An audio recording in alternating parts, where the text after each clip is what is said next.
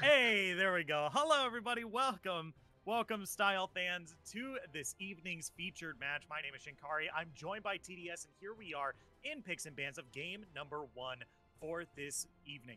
UQTR Academy is taking on MYNT Gaming, and here we are, these two folks ready to duke it out. We're in Season 13 playoffs. We've got a double elimination bracket for y'all tonight, and here we are ready to get this game underway. TDS, are you ready?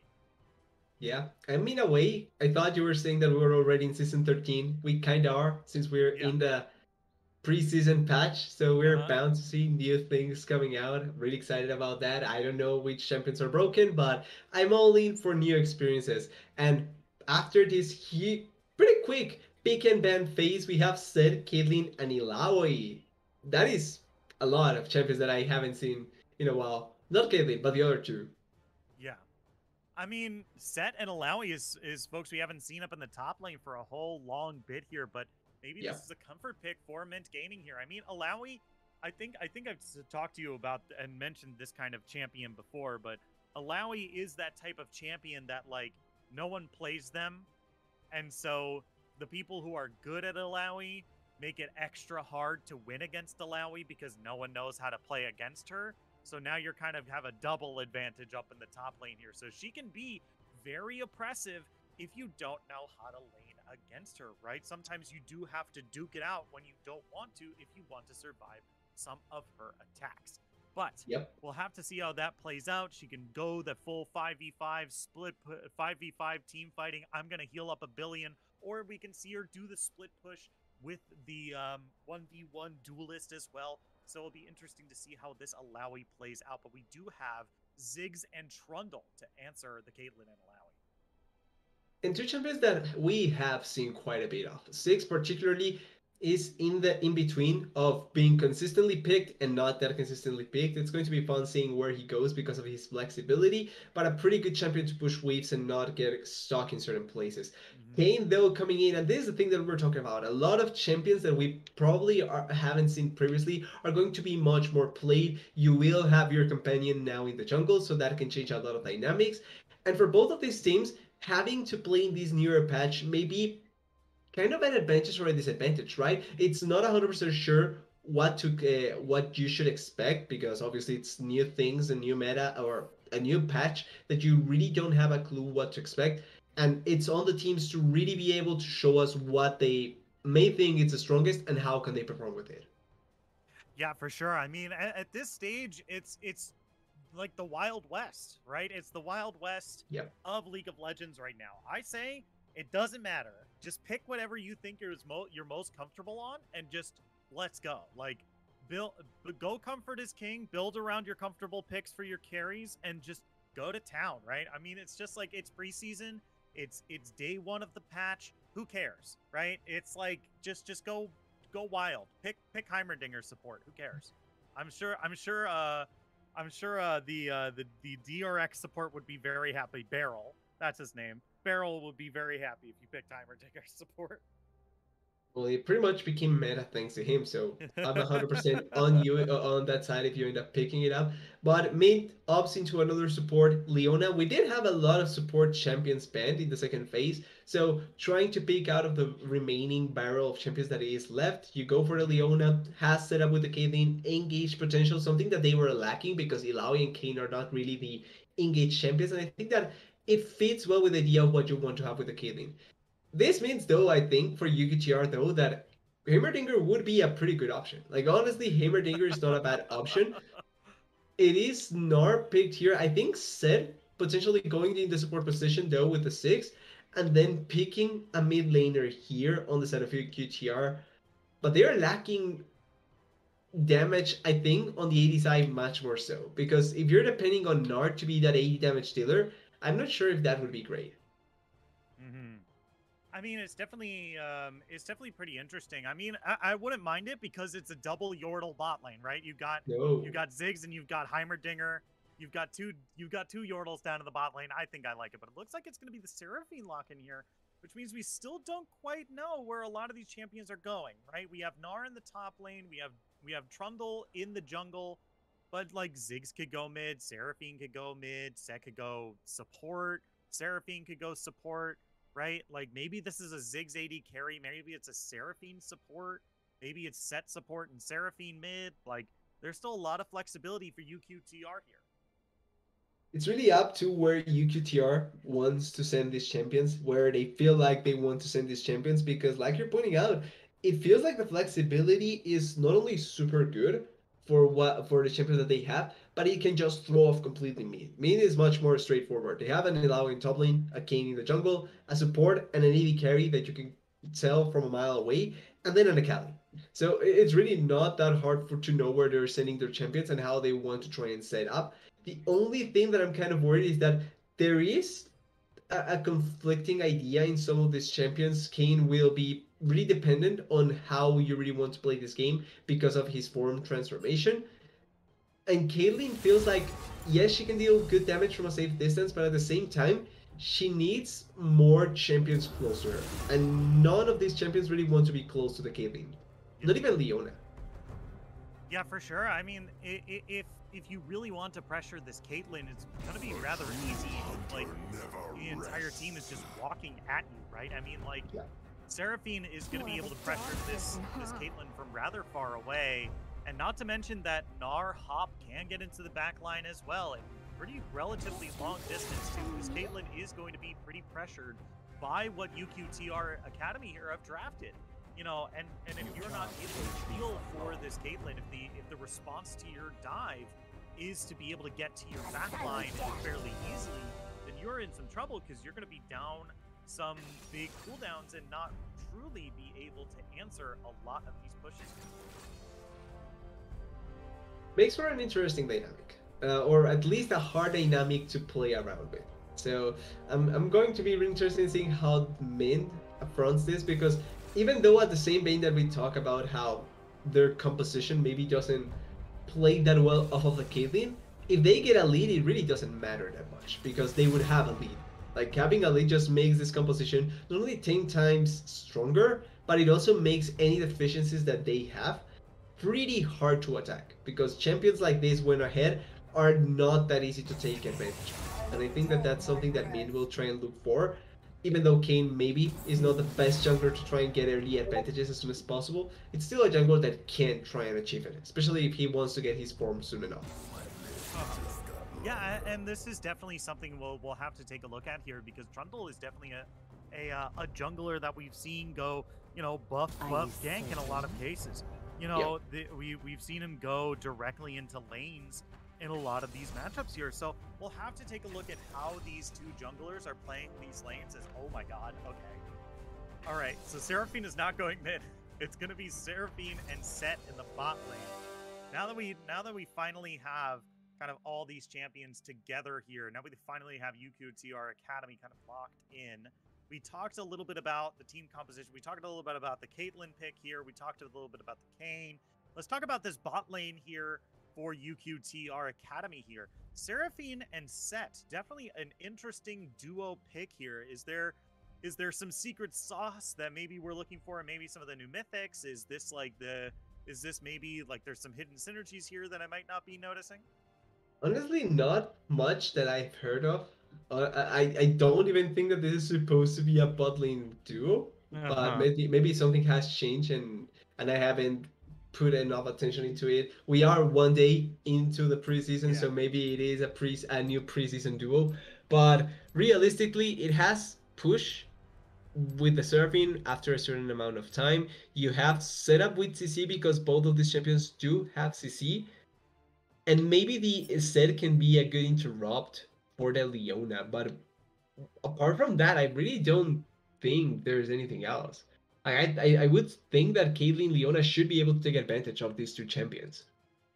Yeah, I think I'm inclined to agree with you here. I'm not super certain about the lock in here for Seraphine and Set in the bot lane. It seems like they have a decent amount of utility in the early game, but not a whole lot of damage unless Set is like building something other than a steel shoulder guard, which is going to be like the most amount of damage he's going to have in these early levels. And Seraphine Pretty much does do damage, but like it's not as much as say a normal AD carry would be, right? right? She has some decent burst windows by like empowering her E or her Q and then throwing out the notes empowered auto attack, but it's not going to match the amount of damage that Caitlyn is going to output in these early levels here. And that's kind of like when Caitlyn starts to be at her strongest, and it's going to help her get over that kind of trough that we always talk about in the mid game.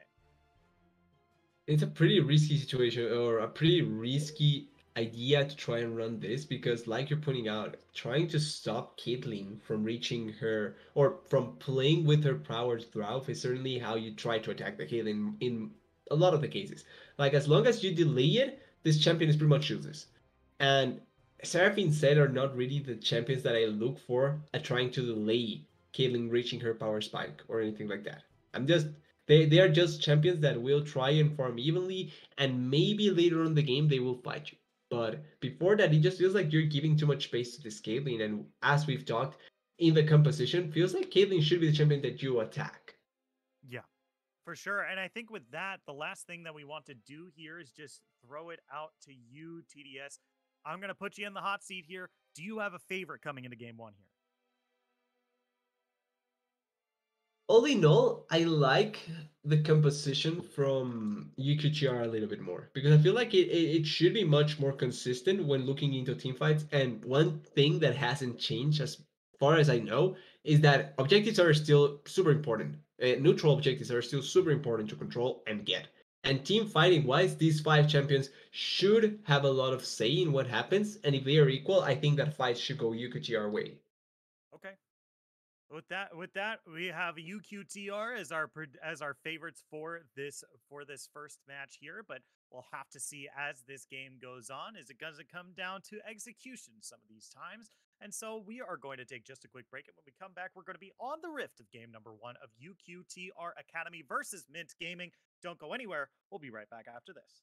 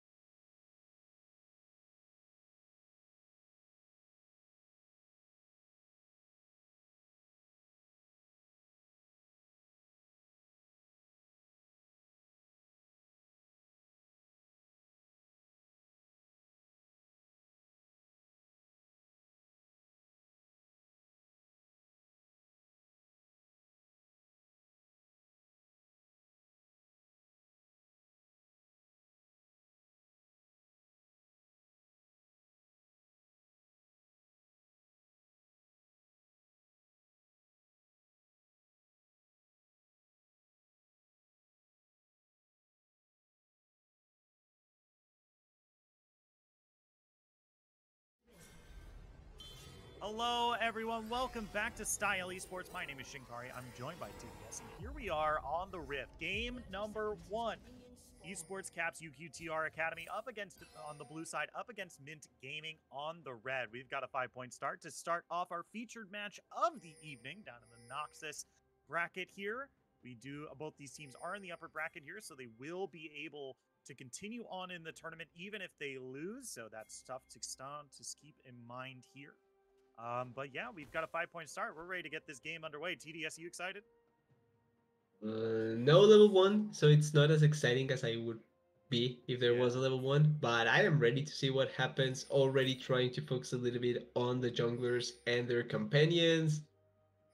But I know absolutely really little about what we're about to see, so this is a new learning experience for both of us.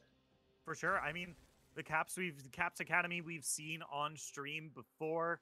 These folks have seen we have seen them play before. Not 100% on how they play, but I am excited to see, you know, there's a lot of unknowns in this game. As you can see down at that scoreboard there, if you see a little green ball and a little red ball, that's your new friendly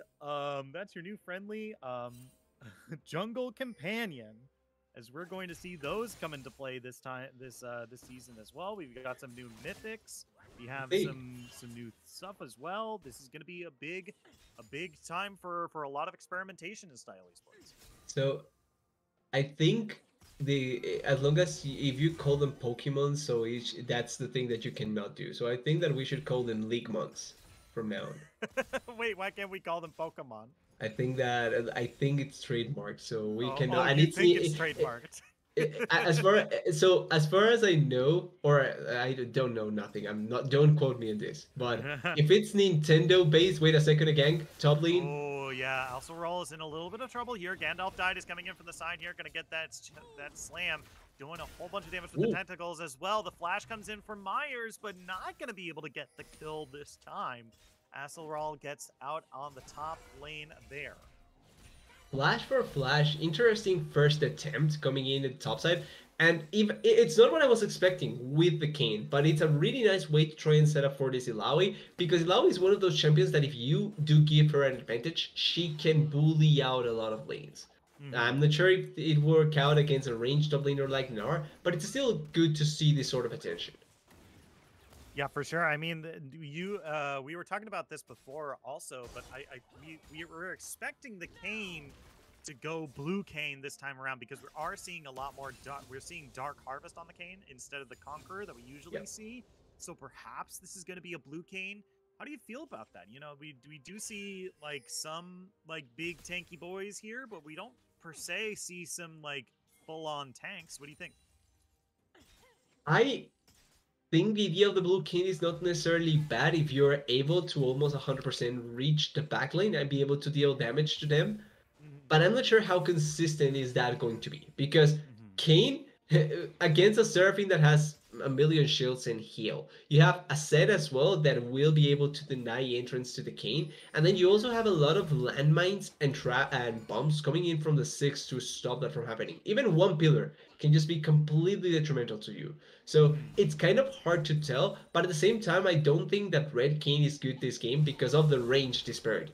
If you try to go Red Kayn, it feels like it's almost impossible for you to really get towards the backline at any point, or even the front line sometimes. Okay. Do you think the front line of the team is just suffering a little too much if we see the blue Kayn this time around? At least that way you can be as bothering as possible. Like at least you do have a purpose that can be useful to the team. Yeah, for sure. Now we see a gank into the mid lane here. iTunes taking a whole bunch of damage here. Myers not really be able to finish off the kill just yet. He's going to take a bunch of damage from the Ziggs in response here, so to force him to get away there is I don't know what that was. Okay, I think it was getting a soul. I think that's what that was.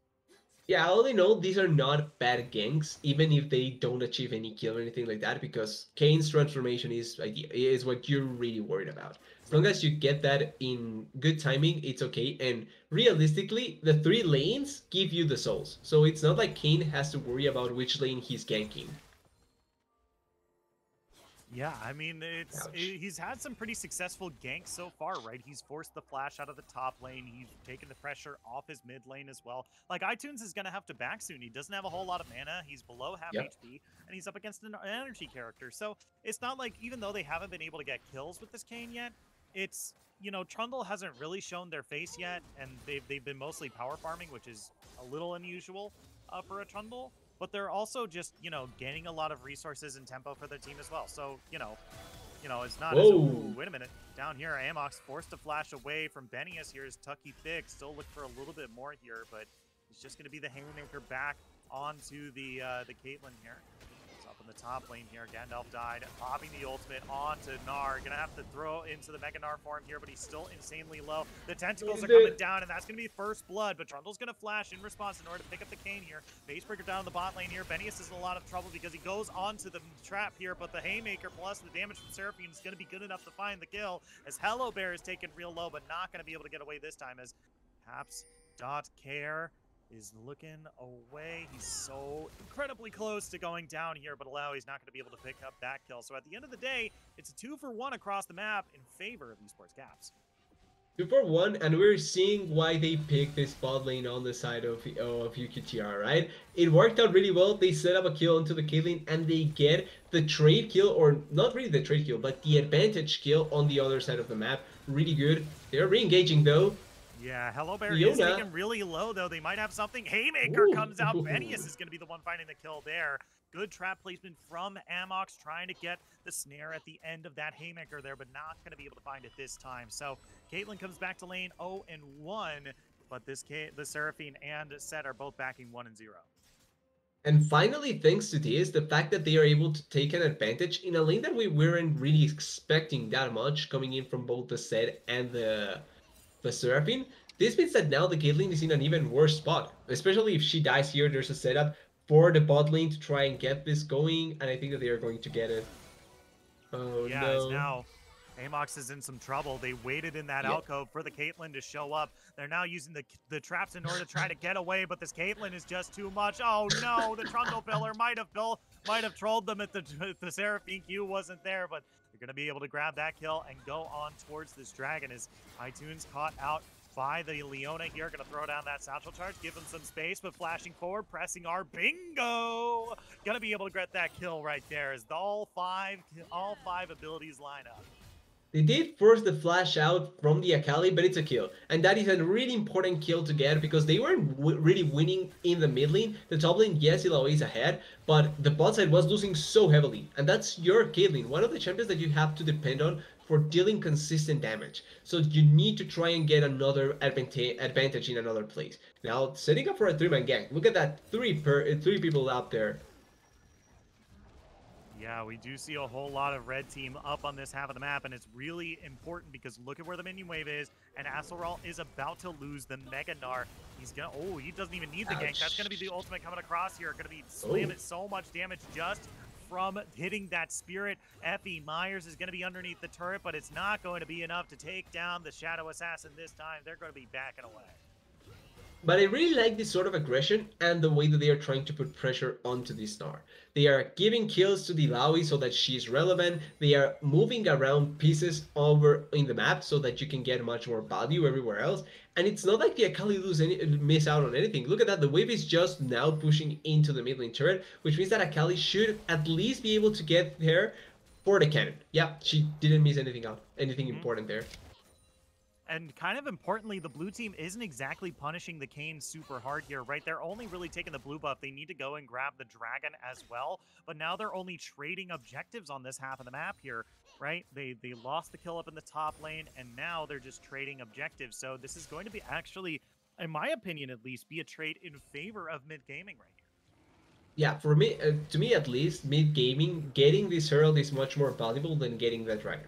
Because this Herald will allow for them to try and accelerate the game, give more gold onto this Illaoi, and open up the map. And that is what they are trying to look for. They want to accelerate the game as much as possible. This Herald is going to be so ideal for them.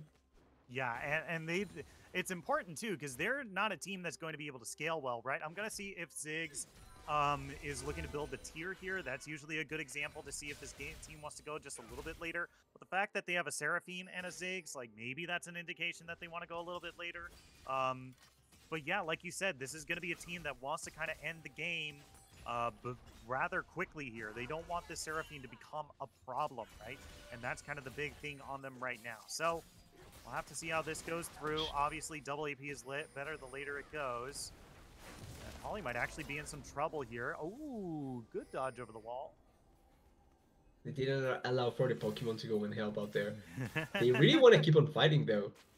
Yeah, okay, that's going to be the Zenith Blade onto the Trundle here, but Hello Bear is pulled back in with the Phase Breaker. That's going to be the Charm coming across here. Huge Ultimate is going to keep them down. Hello Bear goes down. That's going to be the Umbral Trespass onto iTunes here. He might go down, but that's the Mega Inferno Bomb coming down in order to answer the kill as well. 2 for 1 so far. Bingo is outside the smoke field. That's a flash forward with the Haymaker here, but he's run out of shield and run out of HP. Flash forward with the Chomp. Bingo's still looking for the kill here. So close! Still trying to find that last bit of damage. Can't do it. Flashes forward with the E. Does not land, and the Akali gets away by the skin of their teeth. 2 for 2, I believe, at the end of the day. Yeah. Out of that bot lane, and Dragon secured by the blue team. It ends up being a 2 for 2. Yes, the Dragon goes in their favor. I think maybe it was a little bit earlier that the Dragon goes in their favor, but that is a trade that shouldn't have worked out that well for MYNT Gaming, in all honesty. Like, they should have lost that. It starts with Akali not having ultimate, Akali escaping by the skin of her teeth, and then also the fact that they weren't really able to get much more done with the set on top of the Akali. Like set dying is something that shouldn't have happened at all. Still, I don't think that it's necessarily bad for them because, like we were stating previously, for UQTR, trying to get towards the late game is not bad. They have a 6 and a Seraphine, so they can scale well enough. And these sort of traits, as long as they are not in the negative, it's completely fine for them. Yeah. So we do finally have an answer. We do have the Shadow Assassin Kane this time around with the new Prowler's Claw here as Asselrod in the top lane just absolutely getting slammed by these Alawi tentacles here. So they're going to go down here, and it's going to be, let me see if there has been any big changes. It still looks about the same here, just adding that movement speed on there as well. Definitely going to be useful. Now, Doc Harris in some trouble. Keep in mind that lethality really good if the opposing team does not have a whole lot of armor. And we're taking a look across the board here. There doesn't seem to be a whole lot, just a lot of cloth vests, plated steel caps.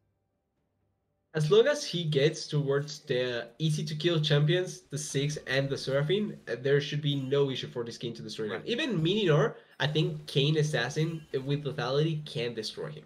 But Trundle and Zed shouldn't really be in the equation, if I'm honest. I think that those two champions are champions that I don't expect to see Kane at all trying to assassinate.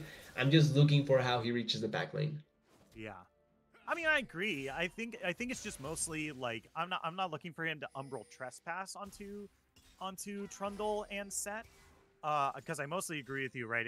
They're the tankiest members of the team right now, and like Meganar is going to be the same as well. But like, yeah, you know, these armor values on the blue team right now are rather low, and that's something to just at least keep in mind when you're building lethality and when we're going to be looking at the damage later, especially in these team fights.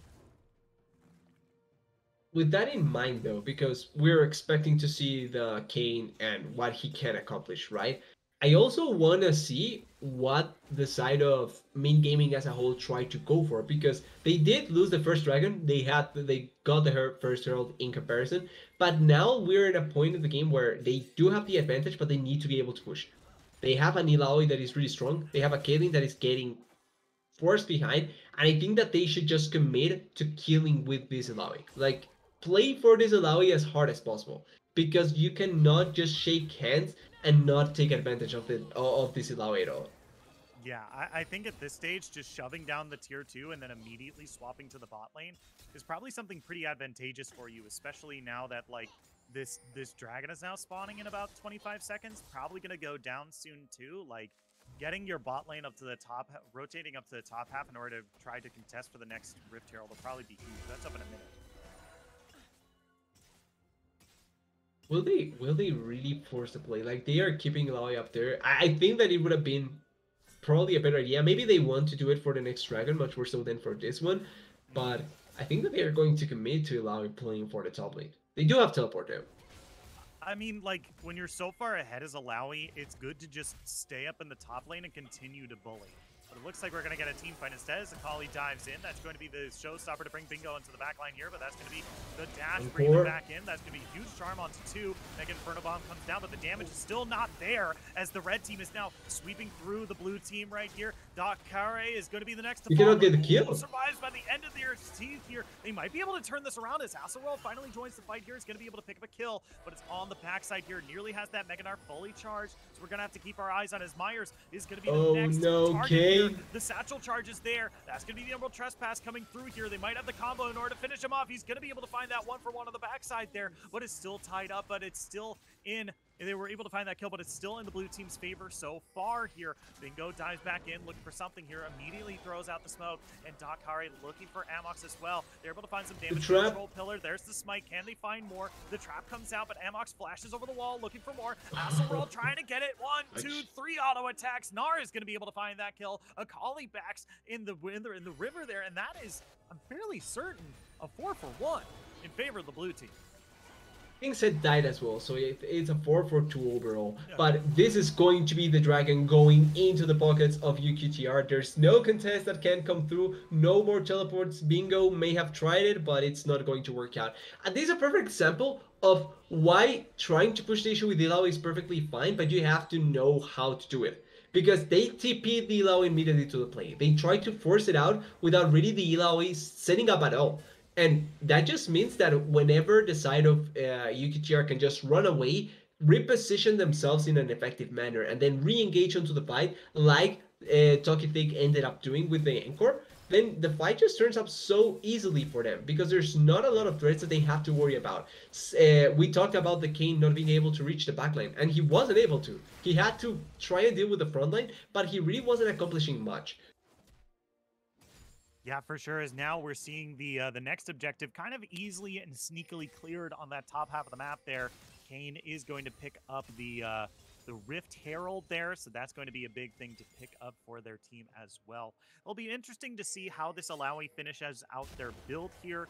I do like the Spirit Visage second item because there is a lot of magic damage on their team, but holy moly, Dakare is looking for Amox. They're going to force out the flash and to force out a whole lot of mobility from them, but it's just only a Quicksilver move after spending their flash here. But it should be able to net them a turret, so it might be worth, but we'll have to keep our eyes up at the top lane because Hasselworld is in some trouble here. Myers coming in from the side here, going to get the slow, the damage. Holy moly. He was there, and then he was just disappeared.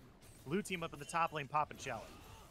But a much better trade, a much better idea coming in from MYNT, taking advantage of the Illaoi, beating a dead horse, but this is the thing that they have to try and play with. Yeah. They have the Herald as well, so they can push for inhibitor if they really, really want to. Yeah, they might just get a charge off of Shelly here. I think they ended up getting it. Let me get a quick check. Yep, they were able to get that charge there, so that's pretty good. Exactly. All right, so that ends up working in their favor, I'm fairly certain here, as seeing them come in here, going to be able to sneak away that blue buff. Yeah. I think actually Seth gets it. It's actually really funny, but just now the ward vision or the vision from the side of MYNT Gaming gets cleared, but it goes to show how well they were trying to keep up with Illaoi, and if not for that small blunder with the team fight, really just could set up much better for that Illaoi. They had so much control, so much of a say with what happened there, and the control now is gone, but I like that they were trying to optimize like that. This answer, though, is really good as well.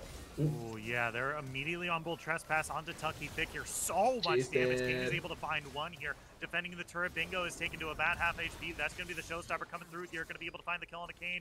Hello Bears finally joined the team fight here. Stunning Trundle underneath the turret. Bingo eating up those fruits on the backside there. Going to be able to defend the turret for maybe a little bit longer, but they do have a Ziggs. They do have a wave. It's going to watch out here. It is a 1-for-1 at the end of the fight. Bingo in some trouble.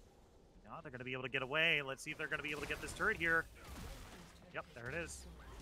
Not that hard when you have a 6 on your side, just being able to blow up turrets just like that. But still, I like the attempt from MYNT. It was realistically a 2v4, and they still got an equal trade, a 1-for-1, in a place where I didn't expect them at all to be able to do anything. So all in all, really nice. That goes to show the power of the Kayn Assassin.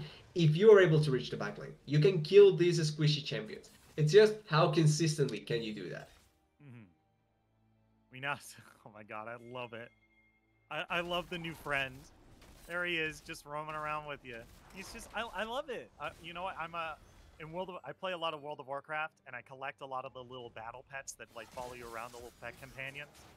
And so I love seeing that essentially battle pets are in are in League of Legends now. And I love this little green guy. Look at him with this little tail. I love him. I thought he was going to attack with his tail. Yeah.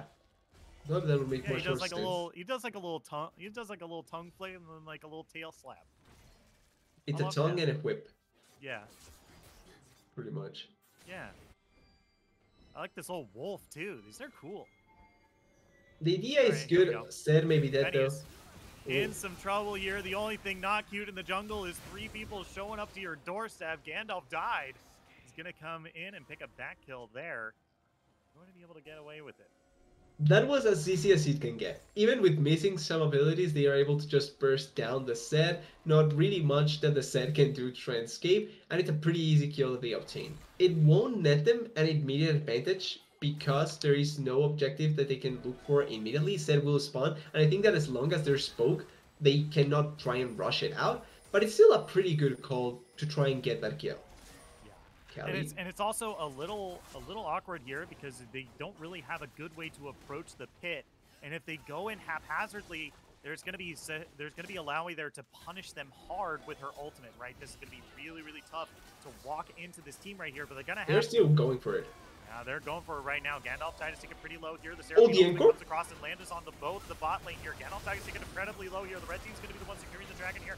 I think they lose this though. On the backside here is healing up so much. They're not going to be able to secure that kill here. It's 1 for 1 so far in this fight. Red and blue have already secured 1 kill each, and oh my god, Dakare is still in the front of this fight, healing up so much, trying to get onto Amox here, but he's just getting kited way too well. Caitlyn picks up another kill. Satchel Charge knocks him into the wall, and iTunes is going to be the one picking up the kill there. At the end of the day, it's 4 for 2, but Myers swoops in for 1 more, make that 4 for 3. They lost to Drake, but picked up 4 kills, only lost 3 members. Going to win the team fight, lose the Drake. I think this goes in the favor of the blue team here. I think it is in favor of UQTR, much more so even though they lose the dragon and now they lose the set as well once again. That was a disadvantage in numbers at the start of the fight because Seth spun when the dragon spawned as well, and he had to run back to be able to cover up. But that fight was pretty much in a position where UQTR could win it because of the poke, and we talked about this. The poke damage can just be so bothersome when you're trying to clear up these objectives, because as long as you don't hard commit to kill these pokers, they are just going to deal a lot of damage to you. And that's exactly what the UQTR ends up doing there. They are able to take an advantage in health bars, and even without the set, it didn't feel like there was much that the side of MYNT Gaming could have done. Yeah, and these fights are still pretty even here. We do see a gold lead for MYNT Gaming here, and, you know, it does speak volumes to, you know, how well they've been farming so far and how well the advantages they have over their lane opponents as well. Even though, and that's kind of the big thing here as well. As long as they're able to keep this up, even if this game goes long, and we predicted that they might have wanted to end it early, this is going to be a game that they can still hold on to here, right? And I think the big thing is that, you know, a lot of these characters who are gonna be stacking armor are only gonna build like a little bit of it, if anything, right? I think Trundle and Set are building a decent chunk of armor. I don't think Gnar typically builds anything armor related outside of the Death Stance. I'm trying to think as well about Leona getting caught up here, forced to flash. Oh, but look at this Ziggs though. Yeah, Ziggs in a whole lot of trouble here. There's going to be the Umbral Trespass. He's going to use the Satchel Charge to try to get away. Mega Inferno Bomb comes down, but the Alawi Slam is too good.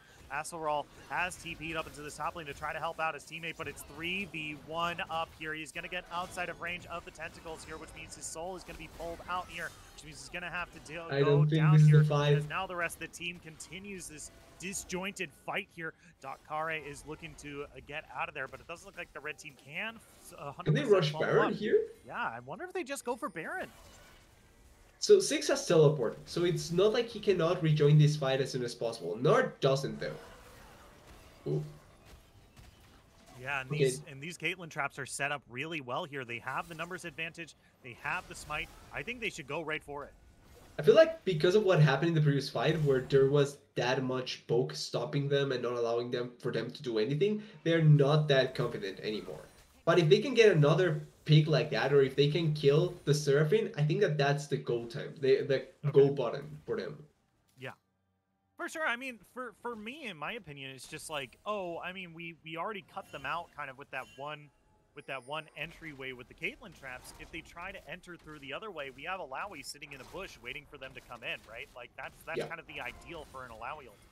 Let your enemy team come for you, rip one of their souls out, press R, and start slamming on 6 targets, right? Like that's insanely good for you. It's really good, but it's also risky just because of the poke.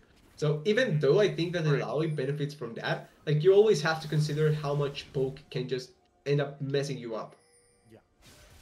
Sure, as Benny is caught out by the Kayn here, but Kayn not having enough burst damage to fully take down the set just quite yet, so I have to back away here. So we're looking at 26 minutes into this game here, up 2.1 thousand gold in the lead, down a dragon, and up 1 kill, and up 1 turret as well. Is MYNT Gaming here. This game is still pretty even between these two teams. We'll have to see how this game gets that much better the later this goes, because I feel like we're getting a lot of answers for this Kayn damage so far. And it just makes the next team fight more entertaining because it's going to be on who can utilize their tools better. Yeah, their strengths better. They have a Kayn that can assassinate a lot of targets, but can he reach the backline? They have a lot of poke, but will it hit enough that it doesn't matter if they reach the backline? They will be already dead by the time. Yeah. Now, we're still on a knife's edge here. Both teams not wanting to fully commit to a team fight just yet. Gandalf died here, looking for that soul rip, but not going to be able to find it just yet. As Bingo getting some poke damage onto Asselrahl here. If they want to go for the engage, now's the time. Myers on the maybe the wrong side of this fight here as they all go to answer this push here. As he gets the flash out. That's Gnar jump in. Is he going to throw out the ultimate? Not quite yet. Didn't look like he was going to get the full team there, but he's running out of Mega Gnar in just a moment. They're taking too much damage. Yeah. That's a whole lot on Asserrahl here. That frontliner is now barely any HP, and Bingo is looking for the collapses on the back side here. That's it. That's a kill onto the Ziggs here as Benius is in the middle of 4. He's going to go down as well. Let's see if Bingo's going to be able to get out of here alive. They're going to be able to get a return kill. 1 for 2, 1 for 3 at the end of the day in favor of the red team. Looks like they're just going to pick up their second Ocean Drake. Are they going to keep on fighting? Okay, it's not going to be the case, but this fight was essentially defined by who poked better, because the team that had the better pokers in my eyes with the 6 and the Seraphine were outdone by the Kayn, pretty much. The others did a pretty good job at dealing damage from a safe distance, but the Kayn by himself not only took everyone's attention away, but he did more damage than them combined and weren't able to catch up to him. I think Myers did a pretty good job in this fight to not only set up for the team, but just allow for the overall team fight to go in their favor. Yeah, for sure. And the other thing that I kind of saw there is that Asselrahl kind of jumped in looking for a Mega Gnar and then just decided not to do it. Maybe it's because like they were looking for a better one or wanted to hold on to the ultimate, but I feel like at some stage you just can't just sit there and hold on to that ultimate for so long, because we saw our Gnar jump in, you know, have that Gnar available, not use it, and take a bunch of damage on the way out, and then lose the Mega Gnar form, and then that gave the ability for Bingo to go in. I know you don't want to feel like you wasted your ultimate, but sometimes not using your ultimate is wasting.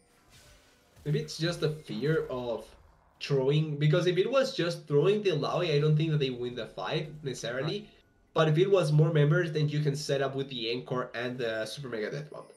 Right. But it's just such a small margin, or such a risky margin, that you have to play with. I do agree with you that I think that at least the Mega Gnar should have been thrown at some point so that you can preemptively use it or use it much more aggressively. But if not, then not using it doesn't make much of a difference in that fight.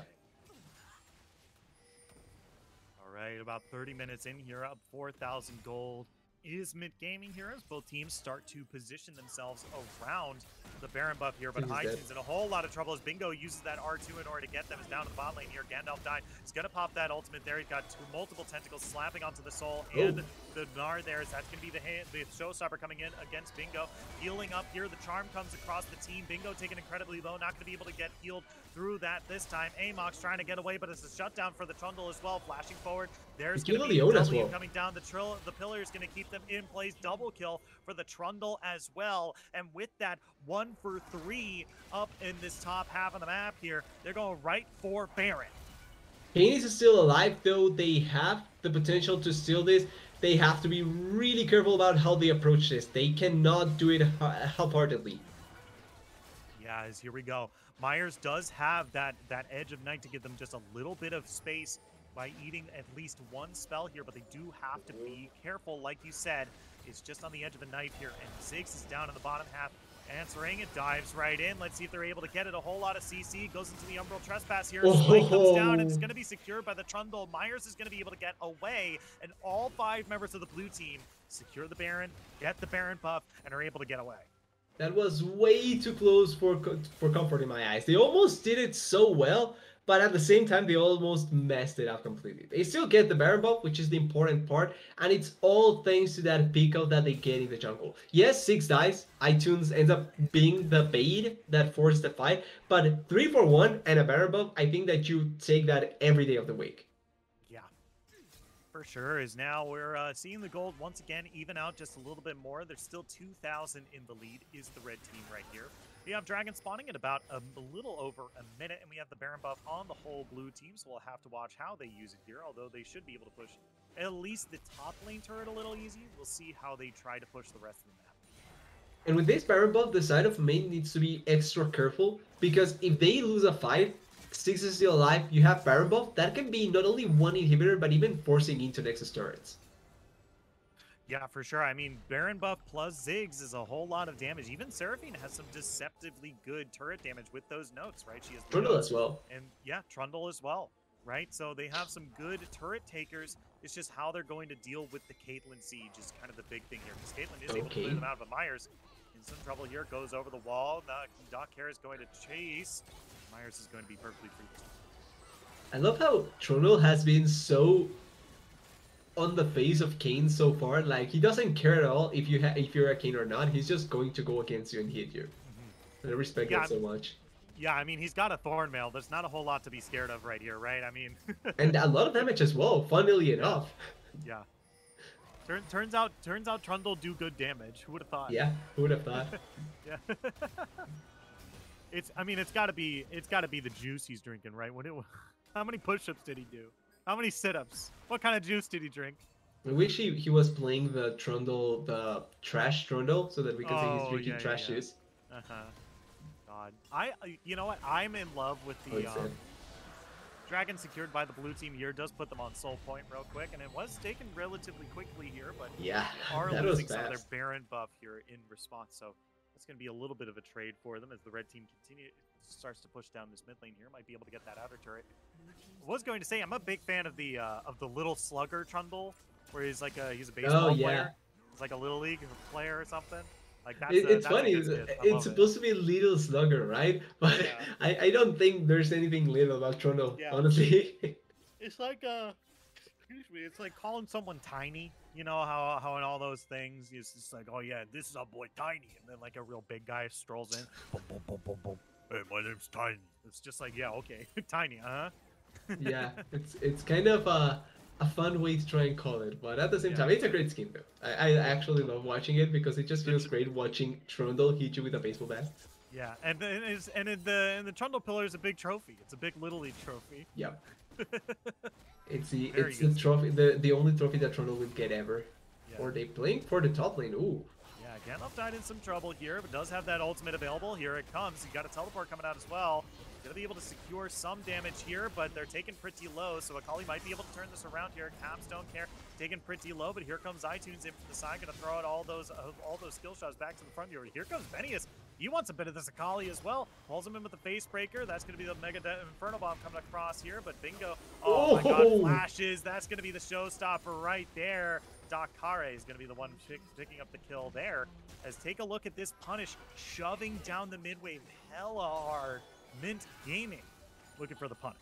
Well, they did commit a lot to try and go for that play in the top side to kill the Laui, but it turns out really good. Like, they get the shutdown onto the Laui, they are pushing on the top lane turret, they can get multiple turrets here. If they stop backs, they can push for inhibitor. We were talking about this. 6 Trundle can kill turrets. Maybe even kill a Caitlyn.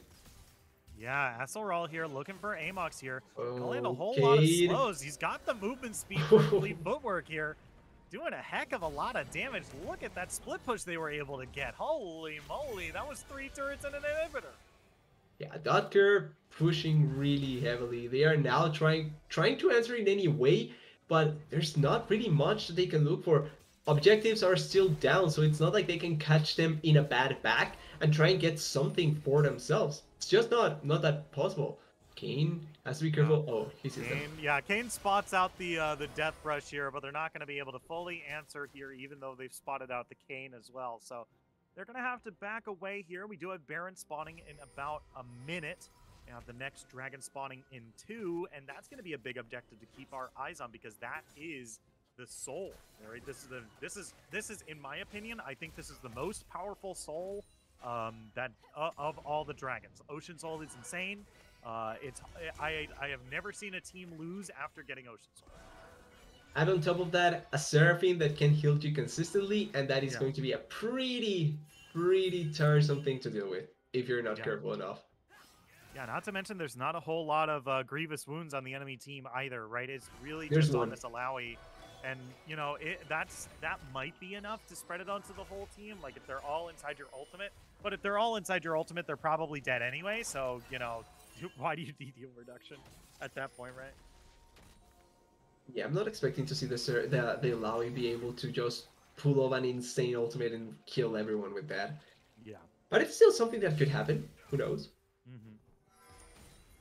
You have a push onto the mid lane here that Myers is looking to answer here. Gets a slow onto Asselral here. That's going to be the, I forgot, Umbral Trespass. I thought it was going to say Umbral of Shadows. That doesn't make any sense. He committed flash, though. Yeah.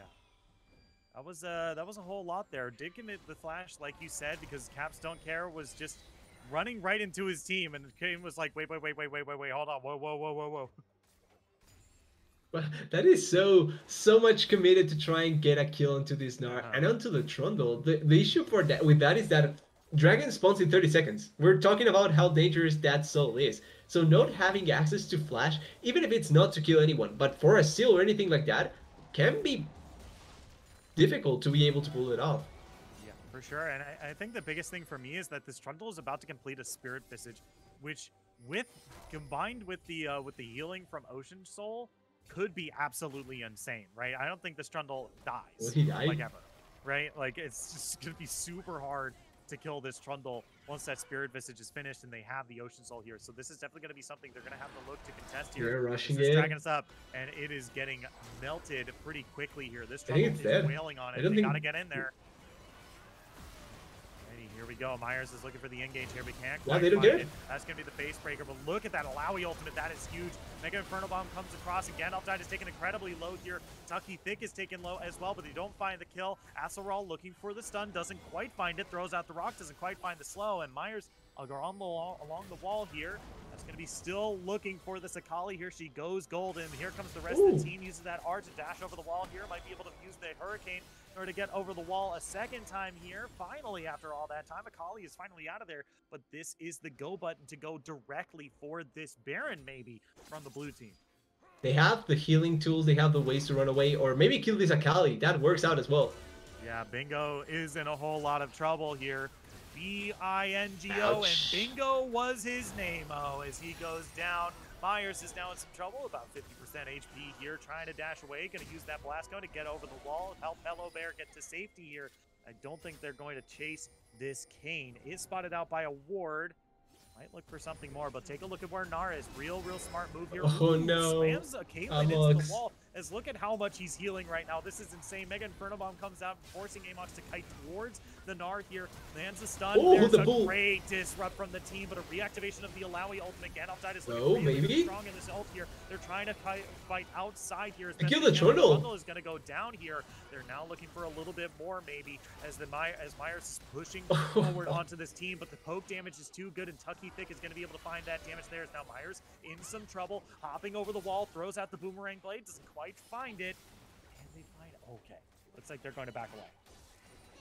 Yeah, this should be the opportunity to bat, although they are going to keep it up. Gnar. Oh, yeah, here we go. Asselroll taking the damage from the Umbral Trespass here, knocks them forward, but look at how much healing they've been able to get off the Ocean Soul here. They're continuing to kite backwards here, and this is huge. Wait, look at how much they've been able to heal this time. Tucky Thick taking real low, pops that empowered W, and they're going to be able to get the damage onto Akali on the way there. Tucky Thick pulled by the soul into Gandalf died here. That's the Mega Inferno Bomb going to be able to find the kill there. They're still trying to fight. They're still trying to kite this out, but the healing from the Ocean Soul is too strong. They're able to extend this fight and this lead as much as they want, but the headshot and the crit is too good. Gonna be able to find the kill on the iTunes as now Asselroll and Tucky Thick still in the enemy base. Hello Baron Amox still looking for a fight here. They still want something, but they can't quite find it, so they're gonna have to back away at the end of the day. The gold still in the red team's favor, but this is looking in dire straits for them right now.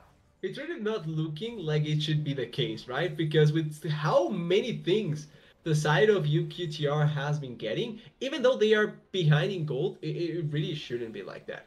They are now poised to take Baron. Luckily for them, they didn't die enough, and by that I mean they didn't lose enough members so that they could have immediately turned into Baron on the side of MYNT. But it's still such an important objective to get now, because whoever wins this next fight, not even the Baron but the next fight, can just pretty much go and win the game. Yeah, for sure. Yeah, this is looking pretty good for the blue team so far here. They might be down in gold, but don't let that number kind of betray you here. I think we've reached the point in the game where that gold lead is mostly meaningless, right? We're seeing a lot of these builds finally being completed here, right? A lot of these last slots here are either for like minor item finishes or okay. Kane doesn't get Drake it here because Myers decided to go in the Umbral Trespass here, but this might be the end of the game here. They have to be careful. Asselroll is healing up just a little bit off that Ocean Soul. Need to be careful here. Myers looking real low. Can't be slowed just yet. The rest of the team collapsing down this way, but they're still looking for a fight here. Benius. So we're all leading the charge here. Benius, look how much he's healing. Oh, God. He was lower health just a second ago, and now he's like above half HP. Holy moly, we got two fights happening on both ends here. The tentacles coming out and trying to slam down. Kelly cannot kill the Serpent though. The backside here, trying to dive out of dock here, but they're doing a good job of kiting backwards. The ultimate from set is going to pull them back to the enemy team to find the kill. Nard's going to slam them into the wall. Mega Inferno Bomb comes down. Ziggs is going to find themselves a double kill. Amox now in some trouble here. Half HP. Still looking for a little bit more, but it's going to be outside the range of the blue team for now, as now they're on to the Nexus turrets here. They don't have a whole lot of time left. 1, 2, taken incredibly low. The Nexus goes down. Game number 1 goes over to UQTR Academy. You could really see how much shielding they had at the end, where Trundle was below 10% at one point in the fight, and then he ended the game with full health. That's how much healing they had. But it just the difficulty of facing a composition like this that not only scales greatly, but having that Ocean Soul gets greatly incentivized by the champions they have. Like, it's even more oppressive when you have those champions. Yeah, for sure. I mean, it was really, I mean, I will say this forever and always. Ocean Soul, best soul, okay? If you see it on the map, fight for it every time, because a lot of times you lose a fight because you weren't able to get off that one extra ability, or maybe you needed 1 or 2 more auto attacks in order to kill someone, and Ocean Soul is going to give that to you every day of the week. Yeah. It's a really effective soul in a lot of the compositions, to not say every composition pretty much. Yeah. And you really can accomplish so much in a game with that, especially if you're behind. Like, getting any sort of extra healing can just be so monumental in turning around some games. Yeah, for sure. But with that, we're going to take just a quick break. And when we come back, we're going to be on the rift of game number 2, or we're going to be in picks and bans of game number 2 here at Style Esports of UQTR Academy versus MYNT Gaming. Don't go anywhere. We'll be right back after this.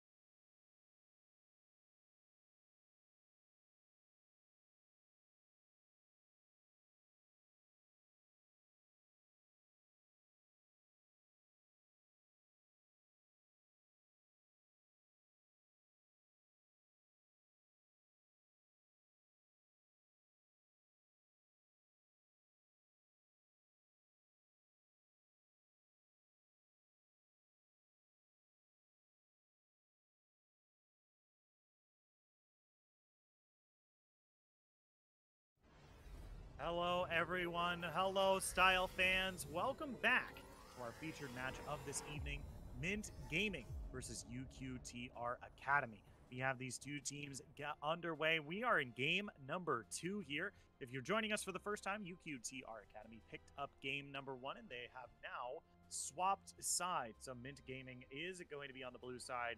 We're going to have UQTR Academy on the red here. So I'm going to toss it over to UTDS here. What do you think they need to do starting with the draft in order to bring us over to a game 3 here for MYNT Gaming? So looking at it a little bit compared to what they had in the previous game, I really like the Kane, how they play with it. I really like how they played with the Laui. I really like the Akali as well.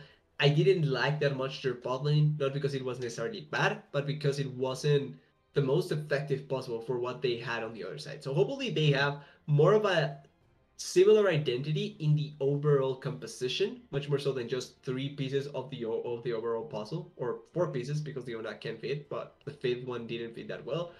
They are stealing the Trundle, so I'm not against this either, because I do think that Trundle can be strong. The only issue is that I don't think that there's necessarily a jungler that stands out immediately to me either. If I was going for a first pick, I think that there's others that you can at least call out to be stronger.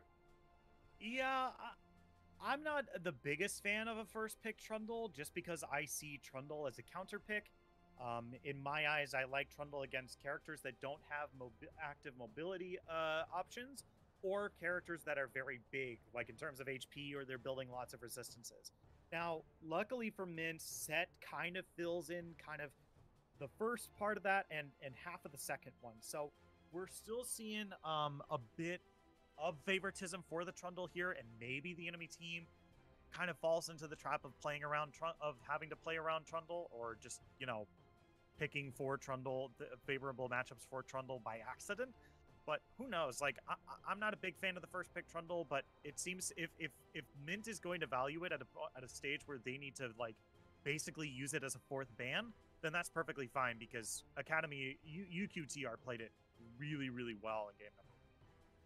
It really turned out to be the main carry of the team. Now, they went for Zyra and Anivia as well, so they added a ton of range to their composition, and that is a lot of poke as well that they can play with. 6 as an answer, not necessarily bad because it's poke against poke, but Yeah. this is going to be such an interesting situation that wasn't really present in the previous game, where whoever not only outpokes but can get the most value out of their poke with little resources can really turn around a lot of the situations in fights. But this Zyra also could end up being a really useless champion if she doesn't get anything going early on. Like, she needs to get their gold because she's a mage in the bot lane. She is going to be better if you get those items, but you're not going to get that much access. So you need to win that lane. Yeah, like you said, I mean, I agree 100%, right? Zyra has a rather expensive build as well, right? Right? If this is a support Zyra, which it probably is, especially considering the Anivia is right there, you're going to need a Rylai's Crystal Scepter. You're going to need a Leandry's, right? And so, like, if you're going for that sort of build for Zyra, then you're going to end up being rather expensive, and like you said, might need to take kills, might need to play super aggressive with the poke in the early game, right? Might have to go aggressive for like a lot of assists in order to have that utility in the late game.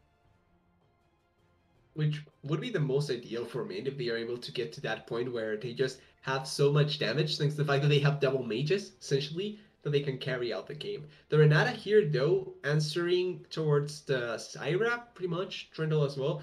Renata is an overall good champion. You have so much value. The ultimate can be great, but I think that the value comes much highly from champions that can deal damage from out attacks. So you need to have someone that can out attack you consistently.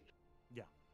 And maybe we're gonna see the set Renata in the bot lane, right? Like, okay, maybe that's what we're going to see. It would certainly be interesting for sure. I think once again, this Caitlyn is at sort of an advantage in that bot lane just because of how short range Renata is, and the fact that melee set is melee, right? You know, there are going to be some instances where Caitlyn will be threatened by the set, but there's going to be a lot more where Caitlyn is just going to be relatively safe, right? And because they also locked in the Zyra as well, you know, this is still looking to be a little tough, but we still don't know exactly who the top laner is for UQTR, and we're going to get it here, right? Because Set is flexible. Lilia is flexible. Ziggs is flexible, right? Ziggs, we saw go mid last game, but could have gone into the bot lane. Set we saw play bot lane, but can go top. Lilia can go jungle or top, right? And it's all going to come down to this lock-in here, and you still don't know. Yone. Okay, so I think it's going to be more than likely Yone mid, Okay. Set top lane, Lilia jungle, and 6 in the bot lane to try and push. Okay.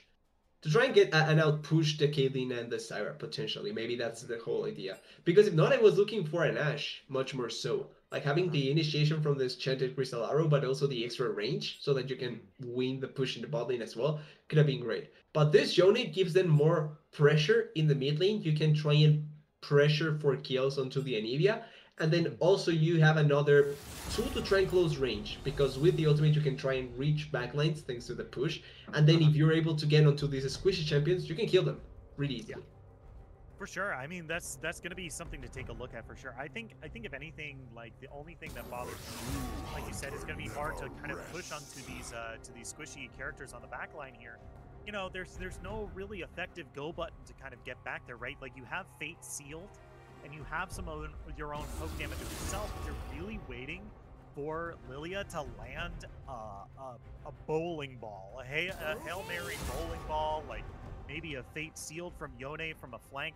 Right, there's no really solid initiation button from UQTR, and then they locked in Renata as well, who's a really good peel champion. Like if someone's walking at you, that ultimate is so insanely powerful because you know it's very slow moving, right? It's skill shots are traditionally very good against teams that are walking at you.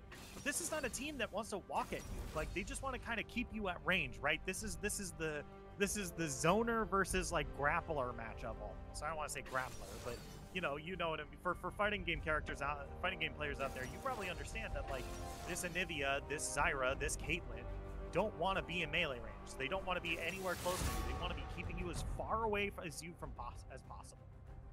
They don't want to, and realistically, they never really need to, because the champions that they are playing against need to come to them.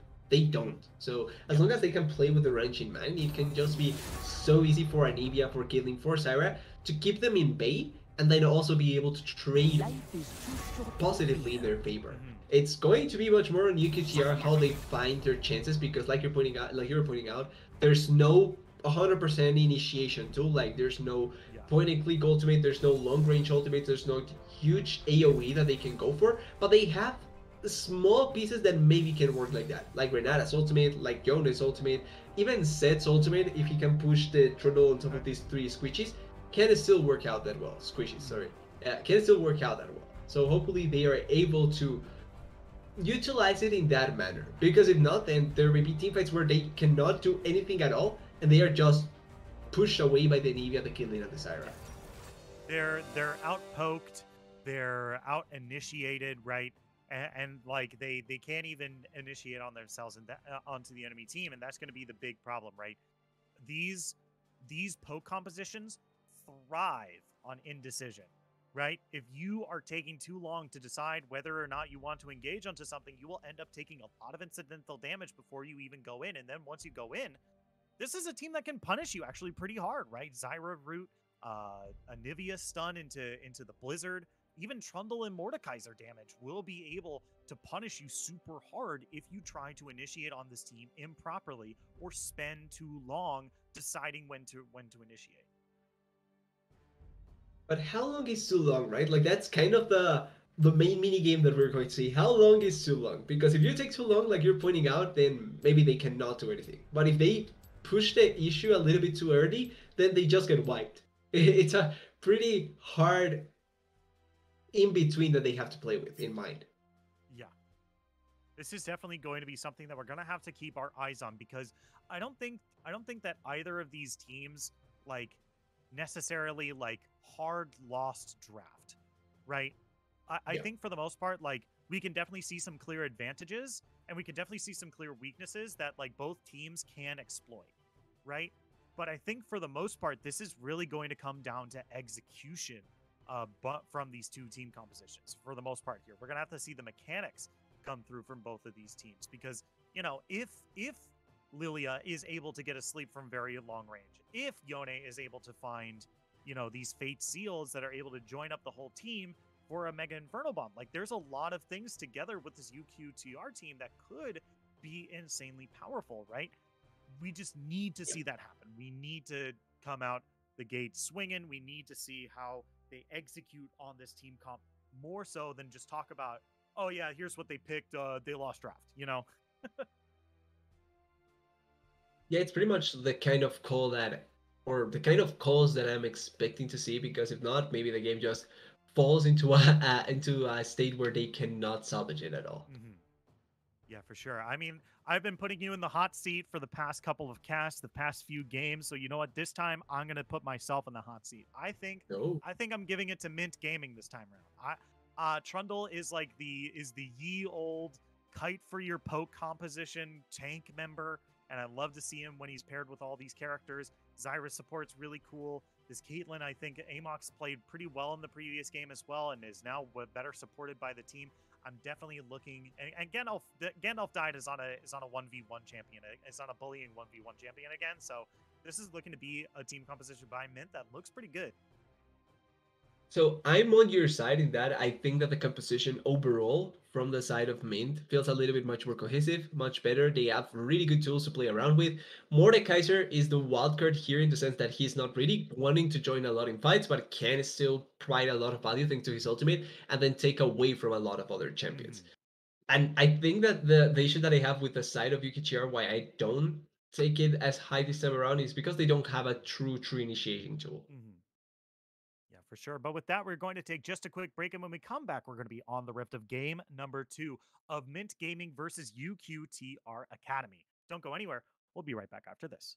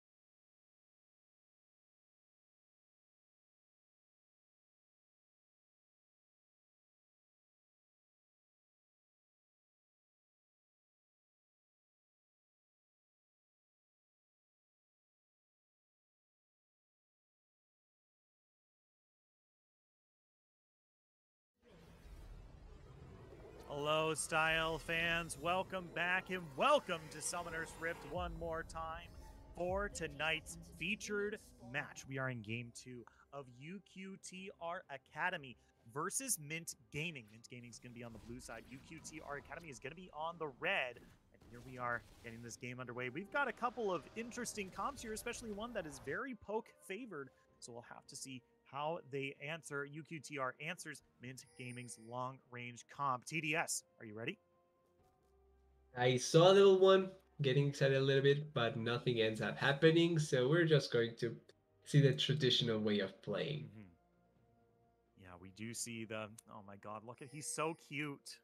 I love him. That's such a great Mordekaiser skin, by the way. Looks so menacing. Wait. Mordekaiser skin. Wait, hold on. Yeah, that's Which one is that High Noon? I think it is High Noon. Yeah, High Noon. High Noon. He's like the conductor of the demon train, ferrying souls to hell. He looks menacing enough, so I like it. I think that's what Mordekaiser should look like. Yeah. There's also the new, I think they have the Ashen Knight Mordekaiser that has like, what was it? Like Dark Souls music when he pulls you into the Shadow Realm. Oh, really? Yeah. That's actually really very, very cool. Fits to the fantasy. Yeah. Very cool. I mean, we have a lot of good skins. We didn't mention this last game, but we saw like multiple of the Snow Moon skins.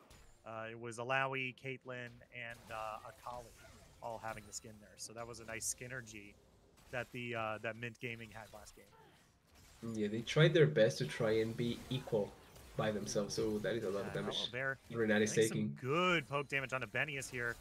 Benius kind of underestimating the damage as Asurol up in the top lane, fighting Gandalf died pretty well. Good trades across the map here. Everyone is forcing onto each other. They are taking good trades, but oh, another gank to start it out. We have Ghost popping up here. The pillar is going to slow down Asurol just a little bit here, but let's see if they're going to be able to close this out. There's the hand, but forcing the flash away from Asurol here is going to give them exactly what they needed. I think that's perfectly fine. Is down in the bot lane. Benny has taken so much damage from these plants here. At the back way there is iTunes looking for Bingo. Not going to be able to find them. But for the second game in a row, we see a level 3 gank from Myers into the top lane, trying to put pressure onto Asurol, trying to, oh wait, yeah, I think she's fine. Yeah, I think that's a good thing to be doing if you are the Trundle against the Lilia here, even though she has a ranged advantage against you. Just forcing her to fight you in the jungle and just throwing off her clears is going to be at least a little bit useful. 100%. The more you mess her up, the better the game is going to go for you. Because Lilia should be able to out-jungle you in the sense that she farms a little bit faster. She deals more damage to more camps. And her level 6 is going to be fundamental. Oh, Zed. Asurol in a whole lot of trouble. Does not have that flash. There's the Haymaker shield coming out, but they can't go more underneath the turret. First blood for Set up in the top lane.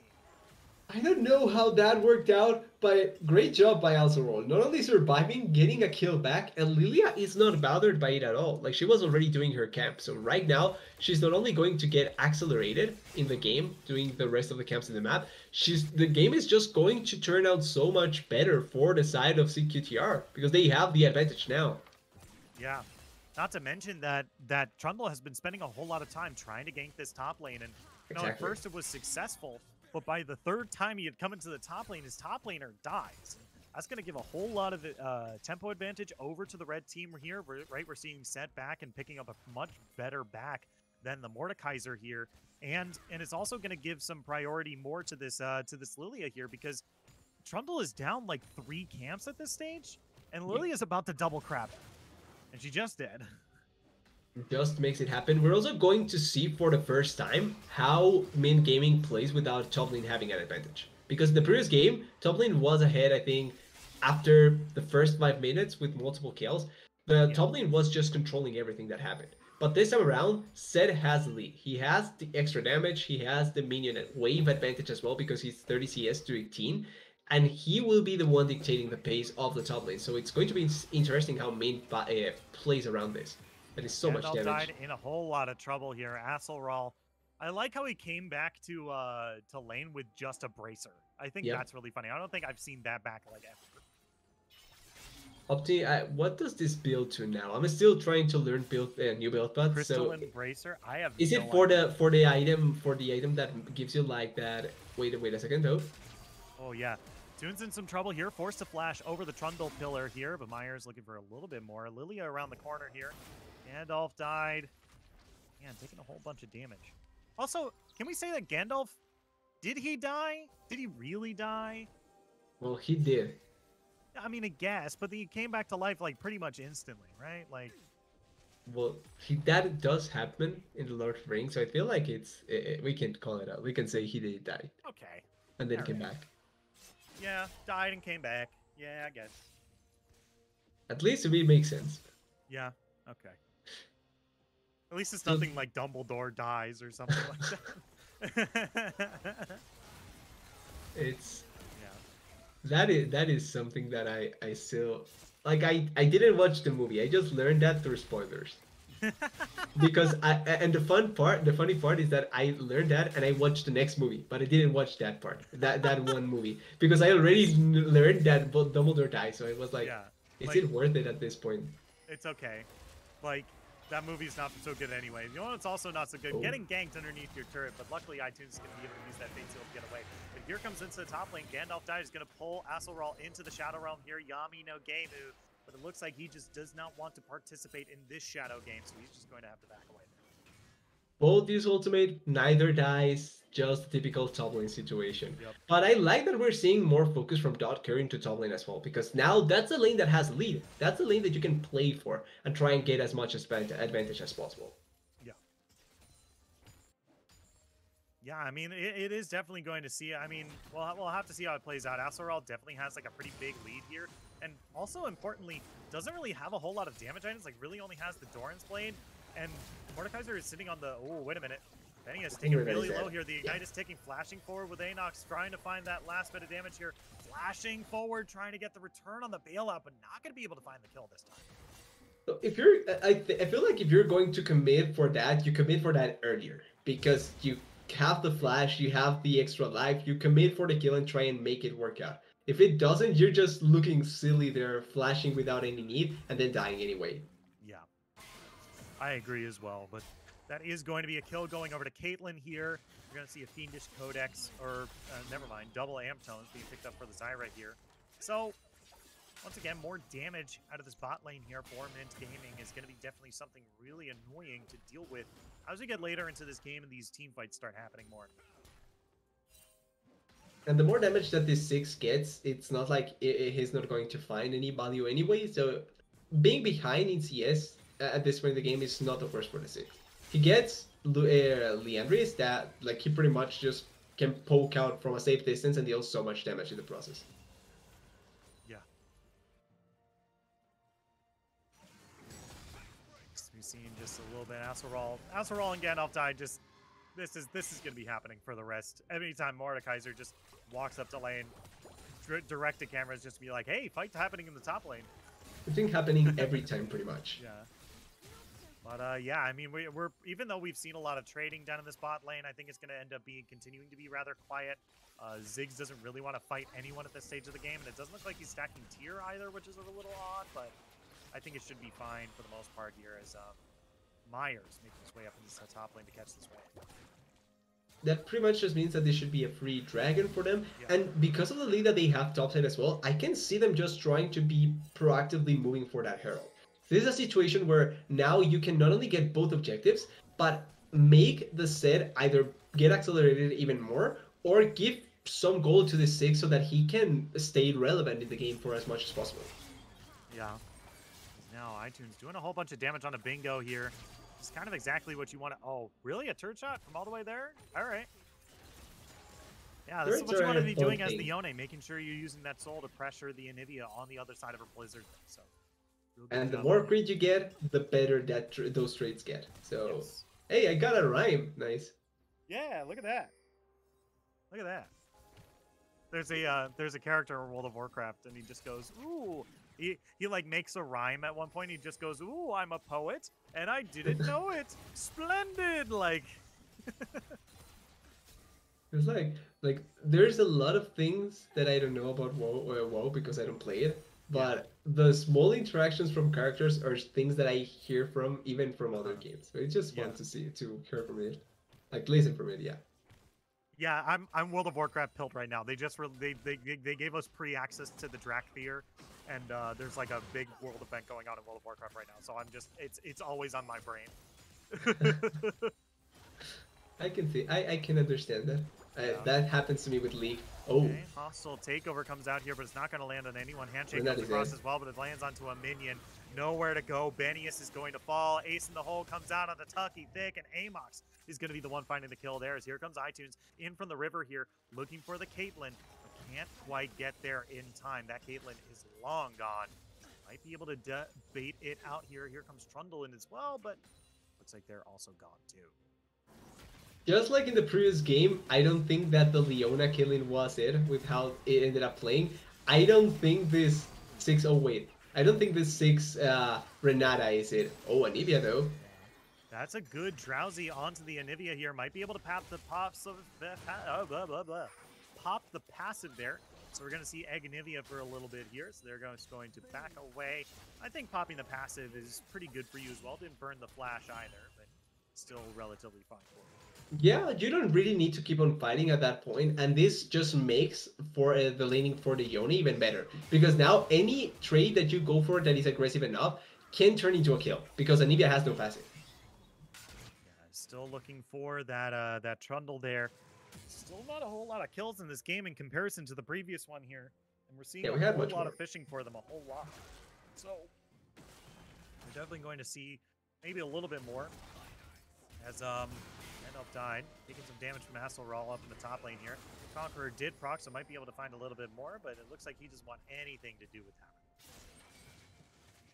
that. And the attention that we've seen from Lydia was great. Oh, look at this. Oh, yeah, okay. Fate Seal comes across onto the big bird here. Bingo's got nowhere to go, but looks like Yone pulled back to the soul here. Ooh, showstopper onto the Mordekaiser. Underneath the turret here, throws out the Haymaker to get the shield, but Gandalf died is waiting for it. There's the slam. Yami no Gameu, he's in the Shadow Realm. He's not going to get the kill in time, but he is going to get the kill nonetheless. Gandalf died is going to be able to find that kill up in the top lane. What is it with top laners and thinking that they can pull off this sort of highlight reel plays? Like, that should never work out, and it doesn't work out at all. Yeah. Even though Ozero almost survives, like, you're taking turret shots, oh, Lilia. I don't think you want this. Lilia might be in some trouble here. Might be able to kite out Myers as best he can here, but he's already spent a decent chunk of his abilities here. Here comes Toons in from the side here. Myers can't quite keep chasing, but Toons is going to go back to his spirit here. Care only spent the flash, did not get the blue buff here, so goes back to farming. At least doesn't die, which is a much more positive outcome than what has happened so far in the bot side.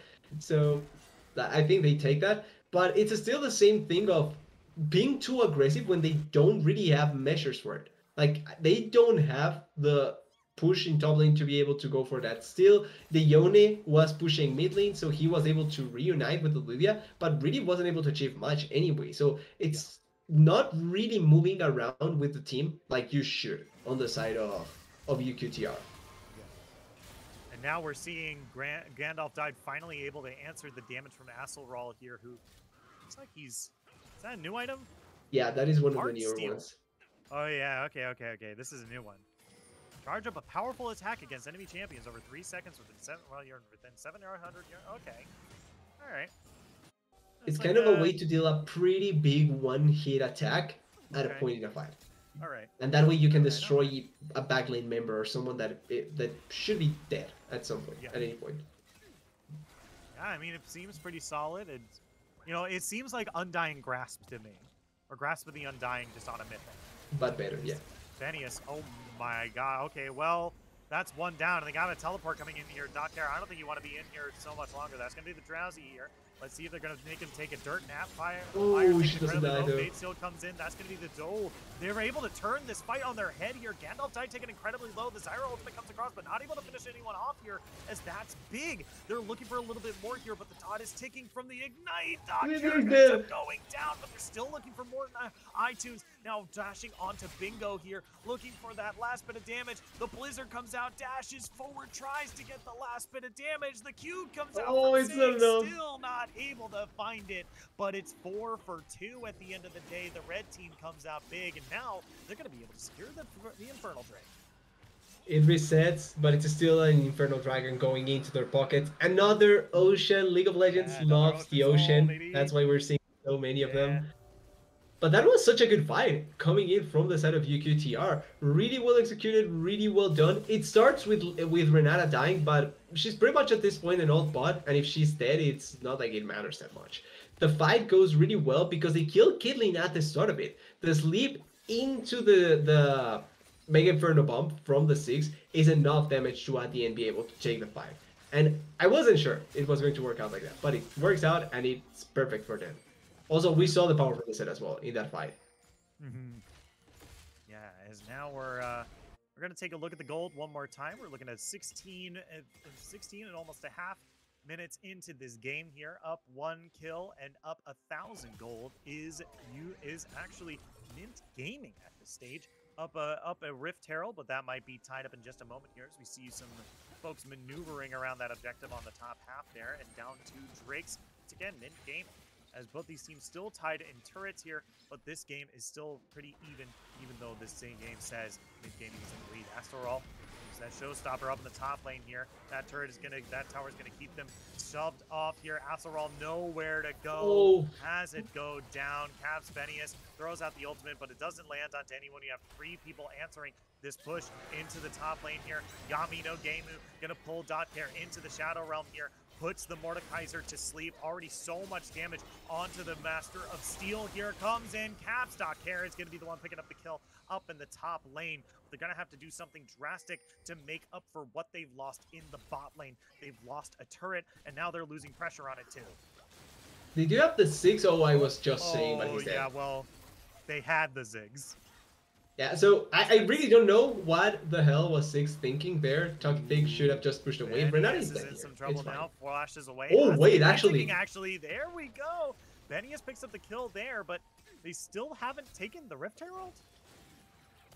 I don't think they are going to take it. But I was going to say, like, Toxic just needed to stay behind turret, and that's it. Like, he didn't need to do anything at all apart from stay behind turret, clear wave, and that's a pretty good victory for the side of UQTR, because they get a kill, an answer back. They can try and push now some other lanes. They can look for this Herald, which they are potentially getting anyway, but it's Lydia doing it by herself at this point, so maybe they don't actually are able to push for it. And they also will be able to finally get more gold back into their pockets. Gandalf died, looking for Dotcare here. Might be able to kite this around as much as possible, but they are trying to dodge. Okay, keep Shelly kited for as long as possible here. Gandalf died. Can't take all this poke damage here, but they are still looking to contest. Trying to get the eye. There's the smite. They might have gotten it here. The red team goes and picks it up. Dotcare is going to fall, but did pick up the eye. iTunes now needs to dash over the wall. There they go. All right. They lose their jungler, but they do pick up the Rift Herald. They get the Herald, and that could have been a much better situation if they had the set. Obviously, they did so much damage to both the Syra and the Anivia, just with the ultimate from the 6 and some of the damage by the Yone. So as long as they are able... Oh, Caitlyn, I don't think you should have done that. Oh, that is close. But they did get the Herald, like you were pointing out. They get the bot lane turret as well, and this Yone is just getting stronger and stronger. Yeah, we saw how much burst damage he's already able to do to that. Oh my gosh, okay. Just on Caitlyn's dead. Oh yeah, Caitlyn dies to the burn from Leandri's there from Ziggs burst. Dude, that was kind of happening at the same time there. Amox even popped heal as well, so that's going to be pretty noteworthy as we get into this, because I said this before. iTunes, he's fighting someone with plated steel caps. He's still able to deal so much damage to this Mordekaiser. A lot of that also because of the mixed damage that Yone deals. So it's kind of like cheating, but not really. Right.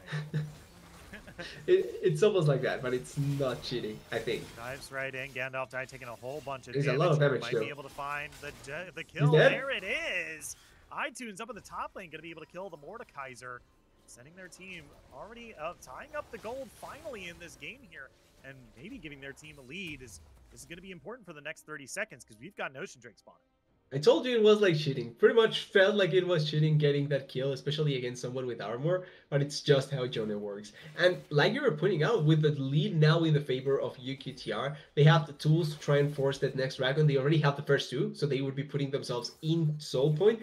And that is a dragon that can just make it so hard for the side of Min Gaming to try and kill certain targets. Like the extra healing can just be so difficult to deal with sometimes. Yeah, not to mention it's really going to make engaging onto this team a lot more difficult here. As Oh, oh no, no, Renato, not again. Venius is taken down here. We have Rift Herald pop in the mid lane. I feel like they're gonna have to answer this. I think they might just give up the Drake, let Trundle have it, and have Set and Lilia pull them away from the Drake here. 4 members of the red team in this mid lane. The Doc Herrick stunned up, caught out. She's gonna get a whole lot of damage. Look at that. They're gonna take down the inhibitor turret here. And they're Potential still fighting inhibitor over as the well. Drake. Gandalf died in some trouble. Aselral taking them insanely low. That's going to be the shield coming across here. Oh, man, does Aselral just go right for the inhibitor and just die for it? Okay, that's going to be the fate shield on the backside. Caitlyn goes down. They get the inhibitor. They may kill the set here. Aselral here. Myers onto the backside. Showstopper is going to give a little bit of space for the team. Mega Inferno Bomb comes across, but they're still looking to fight this Ziggs. Trapped This could on the be other side Baron of that though. wall. He's going to go down. And the gold evens out, but that's still an inhibitor taken down by the red team. Yeah, and actually, now that I see Lydia just spawned, so that is Baron is now completely denied. They cannot go for it. Maybe they can kill the Yone here, but he's dealing so much damage. Yeah, the Myers Frontal? just gets the shutdown here. Bingo. Yone's just destroying them. As well. Yeah, he's kiting through the whole team. Wait, he's actually taking pretty low here, and they do not have It's bailout. fine. All right, there's the double kill. Anivia is going to go down. This Yone has popped off. And just by the way, he already has enough gold to go back and get an IE. So if he was dealing a lot of damage, that's going to be even more. Yeah. I mean, are they going to look for this Baron though? I mean, yeah. I mean, I don't hate it, right? No, the yeah. jungler is down. The big threat to threaten you inside the pit is down. Like this is a perfect time to be picking up this Rift Herald. There's no vision either, and it's gonna open up this. Yeah, it's perfect scenario, like you said.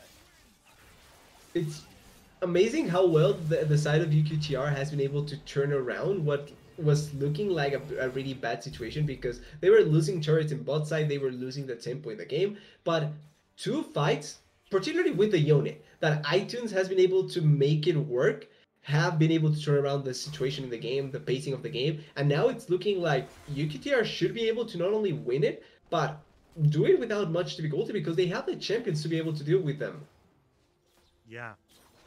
Now we're starting to see the fruits of these barren labors start to come out here as we see Set split pushing in the top lane. I don't like this push in the mid lane with the Ziggs here. Like, I guess you're escorting the wave and you can pressure in a Nexus turret, I guess, but I don't think you get that for free, and you should be pushing the bot lane. Is he getting this grump or is he? Yeah. Oh, no, he didn't. It got smited away as now Myers popping that subjugation here. Aselral in some trouble here. Yeah, I don't think he's living through this. This Trundle is just whapping on this Set right now. Might be able to turn around for a big Haymaker shield. That's going to be the showstopper as well, but it's not good enough. It's down to the bot lane, popping the lifeline shield. iTunes is going to be the one picking up the kill down there, as now that's what I was talking about. There it is. There's the pressure onto the bot lane turret, and this is for free. Yeah, they are not going to get contested here. They are going to try and protect their inhibitor turret in the bot side, but a 1-for-1 for the side of MYNT is not bad. They got more gold from the set, and they are also able to at least take away one of the Baron buffs. If they can stop this push and they don't lose anything more, then it's perfectly great for them. Yeah. We have a hostile takeover just kind of thrown out there, trying to get some spacing for the team there.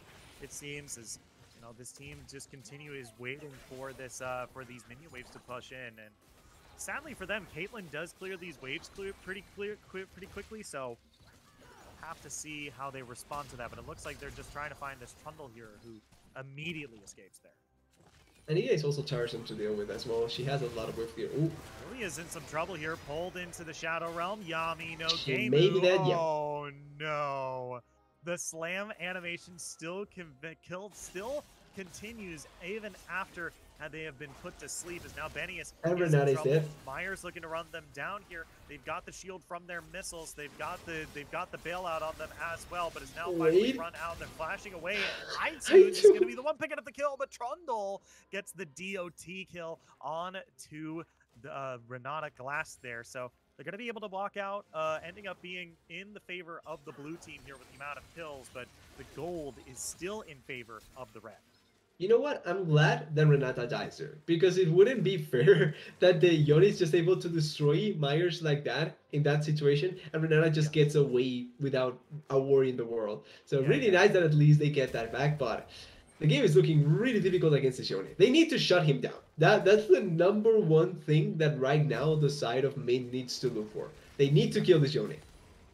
Yeah, and I think the big problem is there's not really anyone that can truly stack armor, and the person who can built a Spirit Visage. Second item, Spirit Visage. Yep. And while that is normally good, there is so much, they have so much mixed damage on the enemy team that it feels bad to me that you aren't committing, like at least like plated steel caps and then Spirit Visage in order to make sure that you can get the armor and magic resist necessary to tank up this front half of the team fight. Enough time teleporting in. But We're it's gonna have fight some time. jobs getting for position. Set is topside though, so maybe. Oh wait, look at behind. Yeah, we do have a teleport coming in from the backside here. Mega Inferno Bomb comes across, and here comes the hostile takeover as well. Very long range, but doesn't land onto anyone. The Drowsy comes onto 2, and Doc Care is in the front there, not able to get fully committed by the team because the team They don't have a jungler though. the dragon here. That's going to be the showstopper here to keep the Trundle away from the dragon here. But it's Mordekaiser who goes into the pit. He's going to be able to find. He Ziggs. loses. They're going to be able to find Set. They're losing this. Benius goes down, and now iTunes is by himself as Myers is looking for more. iTunes trying to run as best he can, trying to flash away as well. Let's see if he can escape. Maybe turn this around. He walks into the bush, but you are spotted out, my friend. That's going to be a whole bunch of burst damage onto the Trundle here. He's going to be able to get that. The lifeline shield is going to keep him alive for just a little bit longer. Goes Golden with that stopwatch stunned up inside the Blizzard. That's going to be the shutdown for Anivia and the Ace as well. But that has to be one of the dumbest fights that UQTR has taken at this, at least the whole series.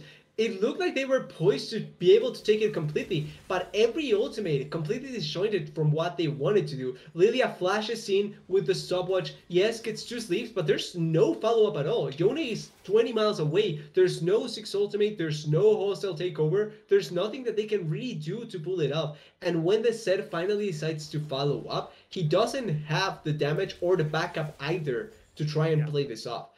I think the idea of the fight is not bad. I think the execution was horrible. That's 100% what I think about that fight. So hopefully they can correct that. Yeah, I mean this is definitely a game where, like, you know, it's like we said, like I think they were just mostly just on Dragon. Like they were just fighting Dragon while Lilia was in the team. It seemed like a miscommunication there on what targets were the priority. Maybe it was .care just being like, I'll delay them off the Drake. You know, keep fighting, we can kill it, right? But they don't exactly have good neutral objective damage, right? They don't really have a good objective damage. Oh, wait a minute. Okay. That's a Drowsy onto Caitlyn here. Forcing the flash here. That's going to be Set using the showstopper onto Myers in order to get him closer to his team. He will die, though. Making it incredibly low. That's going to be the Painmaker shield coming out, but he's going to go down here.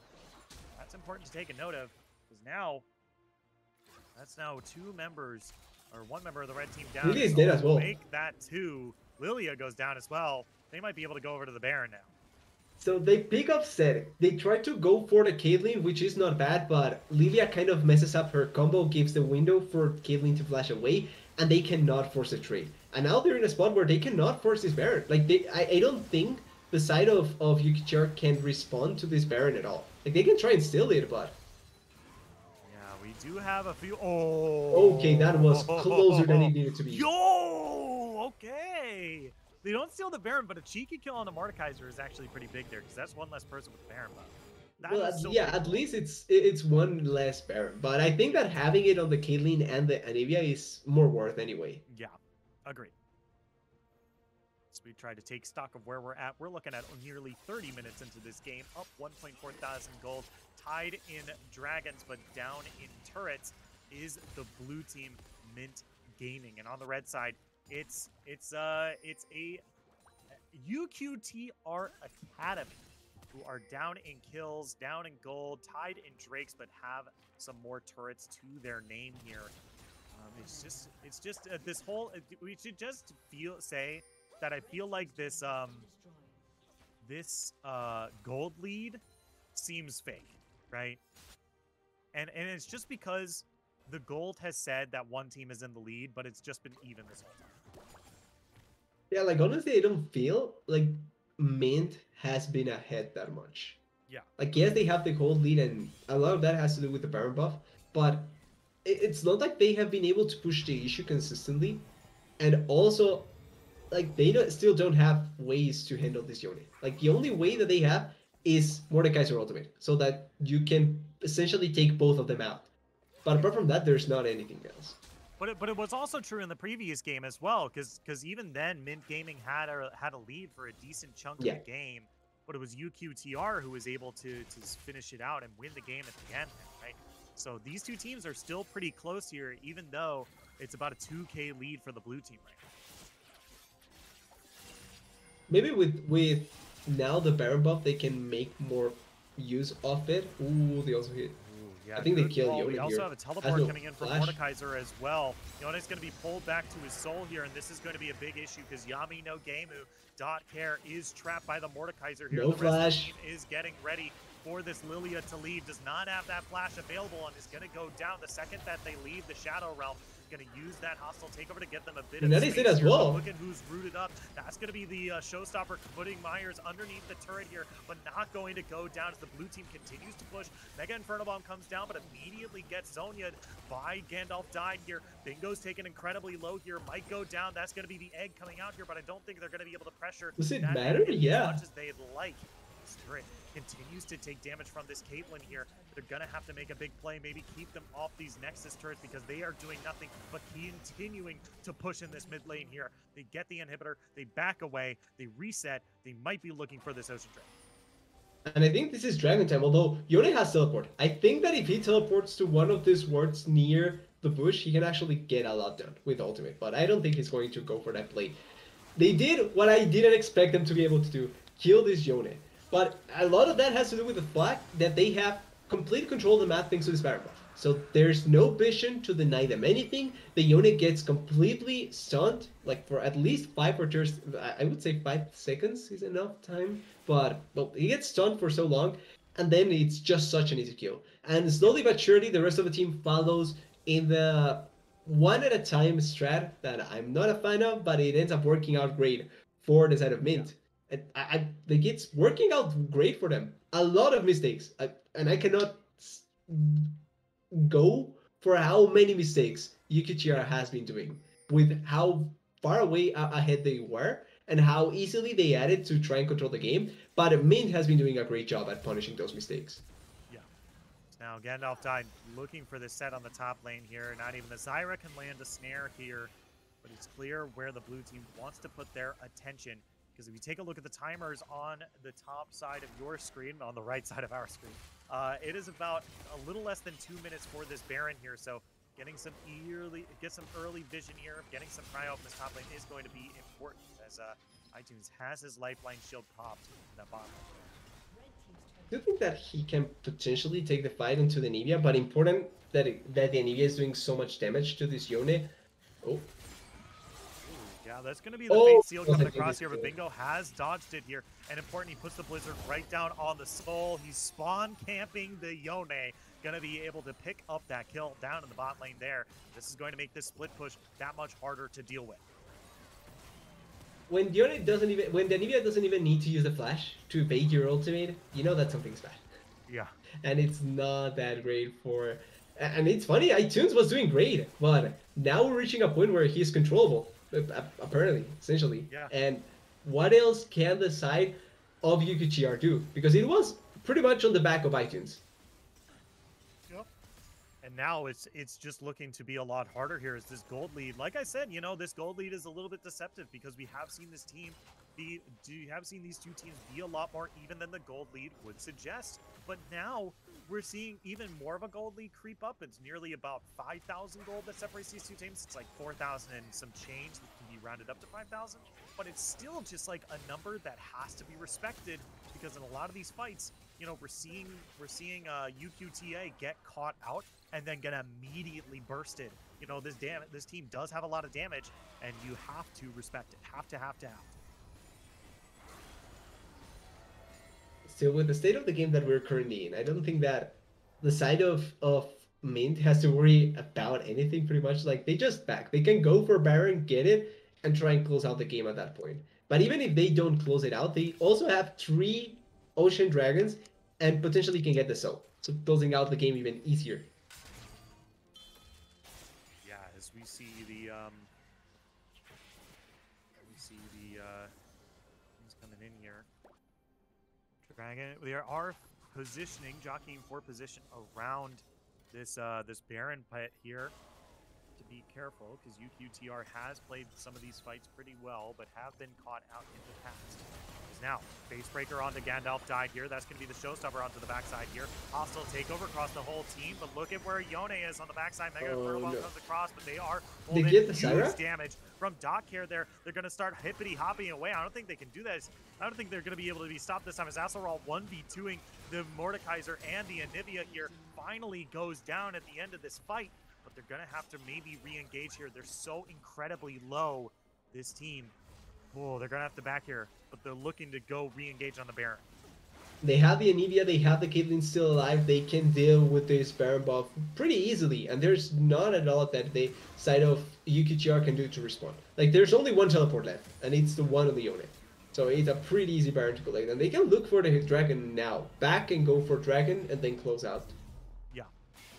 I mean, this is going to give them much needed last-minute power spikes here, as well as finishing up some, like you said, some last-minute powerful items, as I begin to repeat myself before this last kind of dragon fight here. And it's very important, this fight, because this is not only Ocean Soul, but a 4 Ocean Dragon Soul. Like, this is, if just 2 Ocean Drake's Ocean Soul was powerful, this is going to be insane. I think these folks are going to be nigh unkillable in this with this particular buff here, as you know, we're seeing both teams trying to jockey for position in this river here.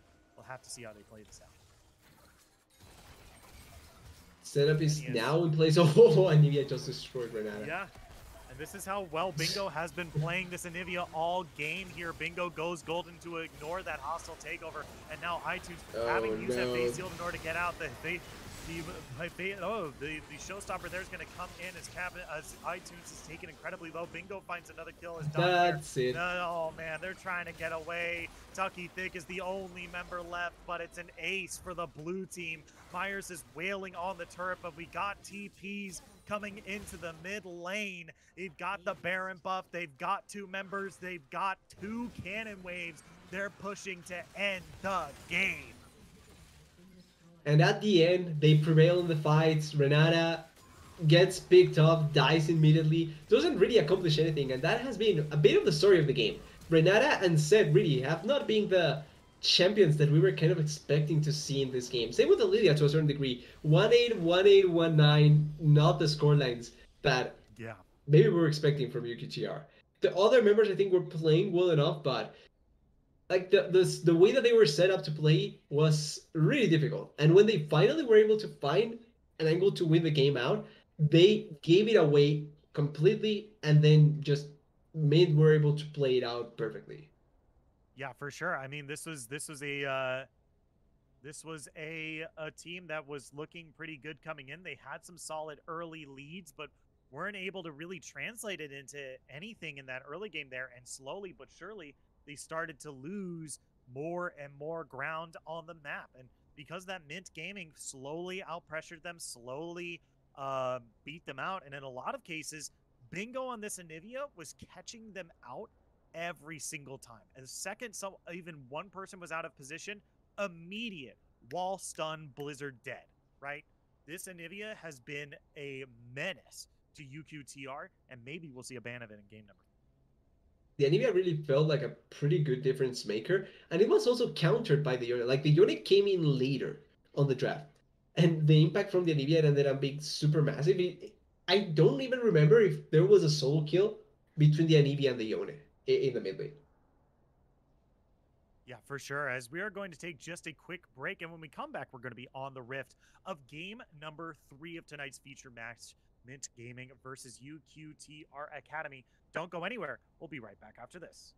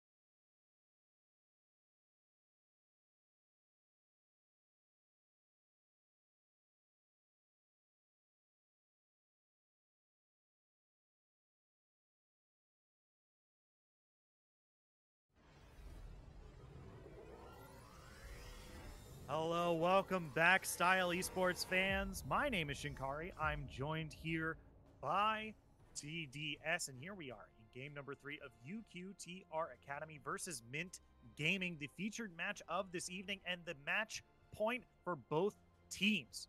The winner here will move on to the next round.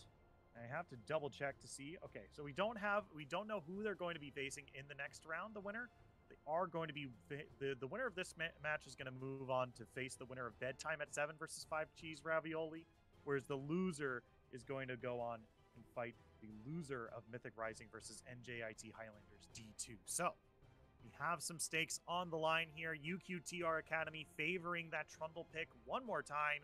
TDS, what do you think we got to do in this draft here in order to secure a win in this game number 3? Well, as far as we've seen this series, Trundle seems to be the first pick that everyone wants. UQTR opts into it. And Mint will go back to Syra. I think that the Syra Caitlyn bot lane, if they go for the Caitlyn here, was really good. They opt for the Caitlyn. But the Syra Caitlyn was really good. Like, they control a lot of what happened in the bot side. And they never gave an opportunity for UQTR to respond, even though they had winning moments in the top side. So I really like if they opt for the same bot lane once again. And like I thought in the first game, I think the Kane was fine. Hopefully it finds another good opportunity this game to showcase itself. Yeah, for sure. This is actually a pretty good lock-in in my opinion here. I like the Kane from the previous game here, and with all these big beefy tanks that UQTR is locking in here, we might just be able to see a red Kane come out this time, right? Just with how many melee champions are here, but once again favoring the Ziggs for this bot lane here. What do you think about that? Well, we did see it in the mid lane, right? So we can kind of at least wait and see if it's going to be a flex for this last game. So not immediately calling it out that it's going towards the bot lane. But I hope that they pair it up with something that can outpoke with the Syra and then anything else that is paired up with the Syra. So maybe something like 6 Karma if they opt into the bot lane. Surfing is by the way, so it's not an option. But I think that that would be a better idea for UQTR. Yeah, as now we're locking in the Anivia here, like you said. Another strong option that we saw come out from Mint here that wasn't banned away by UQTR here. So, an interesting, a good pick that, was executed well on in the previous game, was able to find a lot of picks for the team and give them numbers advantages in those neutral objectives. But we are finally going to see that Yone ban here, meaning that we're not going to see that again this game. Another powerful pick for UQTR Academy here. Now, final ban. Let's see what comes through. Surprised that they didn't try and go for any more bot lane bans. Like Jin is the one that was already gone for it, but I think that Caitlyn, Ashe are champions that could have been banned completely. I don't think the Mordekaiser was really that much in the previous game. Like, did it feel to you like the Mordekaiser did a lot in the previous game? I just feel like he just ulted. Yeah. I mean, but like that was enough, right? I don't think you really need him to do anything more than that than give your team a numbers advantage in a lot But of does these it fights, merit right? a ban though? Like even if it's against Dior, does it merit a ban? I It's mean, my if you want question to here. go the full 5v5 comp and you want all 5 members of your team, then yeah, I think the Mordekaiser does deserve a ban. But that the Alawi is still on the table, and there's still a lot of other like big beefy lane bullies that fit that kind of like theme with Mordekaiser, like still on the table here for Mint Gaming to lock in. Yeah, and it's not like the Mordekaiser, like you were pointing out, not like the Mordekaiser is the only one that can bully out this Ornn. So I'm not sold out on it, but I understand the reasoning behind what you were saying as well. Barris here though, so pretty much saying that it's going to be 6 mid lane, and well, unless they can play Barris mid lane, which I don't think that's the case. And now the final pairing. So for support, what is a good Barris pairing? Like Renata is good, but I don't think that they would be confident in playing the Renata once again, even though I think that it's Yeah. not a bad option. Brom though. I actually like Don't Brom hate it. here. Yeah, I think I like it too. The only big problem for me is that Braum as like a follow-up engage is pretty good. As a peel is pretty good, but like his shield doesn't really give you as much value as he'd like. Like he's gonna be able to block the Anivia stun for sure. He's gonna be able to block some of the Zyra plants, but a lot of these skill shots that Braum is gonna be blocking, Braum is it's still like a lot of them collide on impact, or he's still going to be taking a decent chunk of damage or being CC'd. right? So there's still going to be some issues for Braum if he does get hit, if he's trying to block a lot of these things anyway. But it's Yeah. still mostly fine. Overall, like you're pointing out, I think the pick works out great.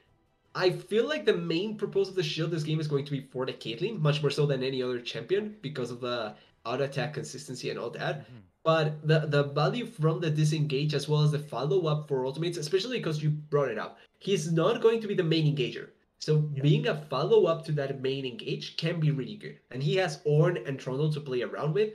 And as a pillar as well for champions like Six and Barris, I think that he can work out well as well. So all in all, I am not against this Braum pick. And also, MYNT close it out with said, I'm not against this because the Ornn is a pretty big mid shield and you can get a lot of value still by throwing him on top of the enemy team. But I feel like we're going to see a similar dynamic in like what we saw in the previous game, where if he just gets CC'd enough and Trundle just ultis him, he's going to die pretty fast. Mm-hmm. Yeah, I mean, for me, I think this Braum pick at the last moment here might have been another ban. Hear me out. You have a Varus, you have a Ziggs, and you have an Ornn on your team, right? You have 2 long-range poke champions, and you have a champion whose engage is pretty nullified by Braum shield, right? You don't have a way to peel for your backline after Kayn has engaged, or even Set gets into your team, right?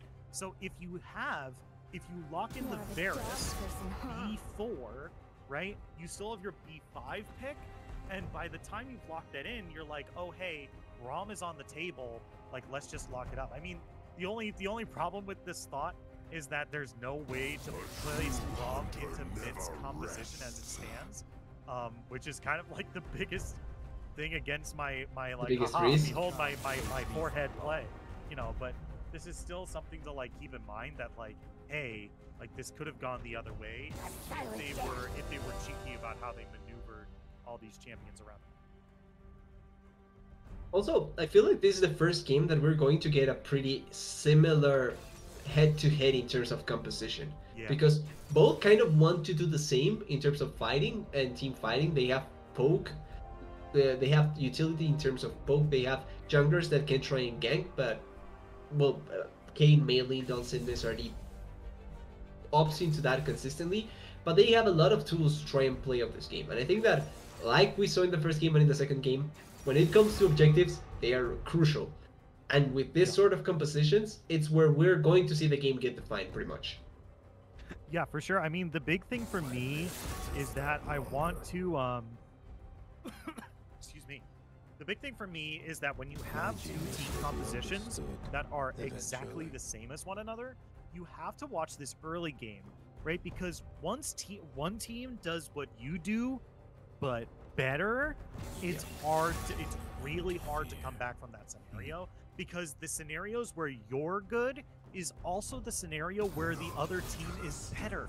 So we're really going to have to watch these early phases, which, to be honest, doesn't seem UQTR favored, because for a lot of these games, MYNT has been able to get a lead early. Yeah, that's kind of a way of looking that I don't think a lot of teams try and see, where when the enemy comp and your comp have similar dynamics, if yours is in a good spot, then you have to think about what is a good spot of the enemy comp and how can you try and deny it, to say it like that, right? And as long as you're able to do that, your comp can pretty much play into that well enough. But the same can be said for the other comp, because if they can identify this and play it off like they want, then your composition cannot accomplish what it really wants to do. And it's kind of a interesting mind game to look into, and more times than less, it ends up being either the team with better players or the team with better cohesion, I think is the word, or communication. Yeah. Probably one of the two that ends up being ahead of the enemy team. So I really want to see who is ahead of the other with these comps. Yeah, I don't know. A lot of what I've come down to is a lot of the gold lead that we've been seeing from MYNT in these early games. We've seen a UQTR come out with first bloods in a couple of these games, but they haven't been able to secure like a pretty a significant gold lead, or even a gold lead at all in some of these games, right? It's been MYNT who's been ahead in terms of gold in all 3 games that we've seen so far. In these kind of early games, right? And that's why, I tried to make the point that like these gold leads, are a bit deceptive because Mint has been ahead in gold, but Yeah. UQTR has been winning team fights. And, that's kind of the big thing, right? But if we're getting into these team fights and you're once again doing the exact same thing as one another, the person with more gold and also executing on the team comp better, like you said, and like what Mint was doing in the previous game, they're just going to run away with this game, I think. Yeah, pretty much. I think that there's not much to go more depth into because a lot of that is just going to be who can perform better with what they got in the Rift. And I don't think that we're going to get a situation where one team is just enormously ahead, mainly because it hasn't happened in the previous games. But I just don't think that the compositions give you a lot of opportunity for that either. For sure. But with that, we are going to take just a quick break. And when we come back, we're going to be on the Rift of game number 3. Match point for both teams. The final match, the final game of our featured match for this evening. Don't go anywhere. It's been a close one. You don't want to miss this last game. Don't go anywhere. We'll be right back after this.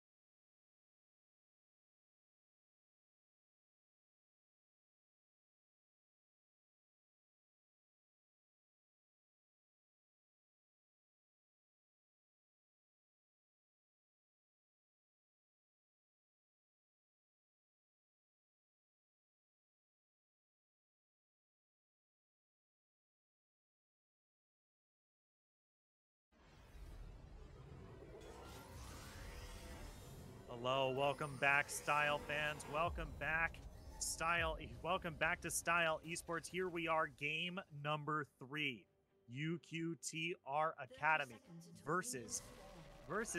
Holy moly, we might actually get the fight right here. MYNT Gaming forcing the flash up in the top lane. We have an invade up here as I get a little tongue-tied. My name is Shink. I'm joined by TDS. Here we are on the Riv. Game number 3. It's match point for both these teams. Who will go down to the lower bracket? Who will stay up here and move on to the semifinals? Only that will be answered after this game. TDS, are you ready? Yeah, we finally get a level 1, so I'm happy that even though it didn't turn into a kill, they did blow a flash. So that's a good thing coming in from the side of UQTR. Important as well to point out, it is going to be a poke Barris. He opted into Comet and he's taking tier. So it's going to be the poke version of the Barris. That's why we saw him start with E as well and have that Comet come out. Yeah. So this is going to be probably a lethality Varus, and if we see a blue Kayn again, once again, lethality really good against characters that aren't building armor, right? It's attack damage and then some more, right? That's why you really got to itemize armor against them. So we'll see what kind of Kayn we get this game.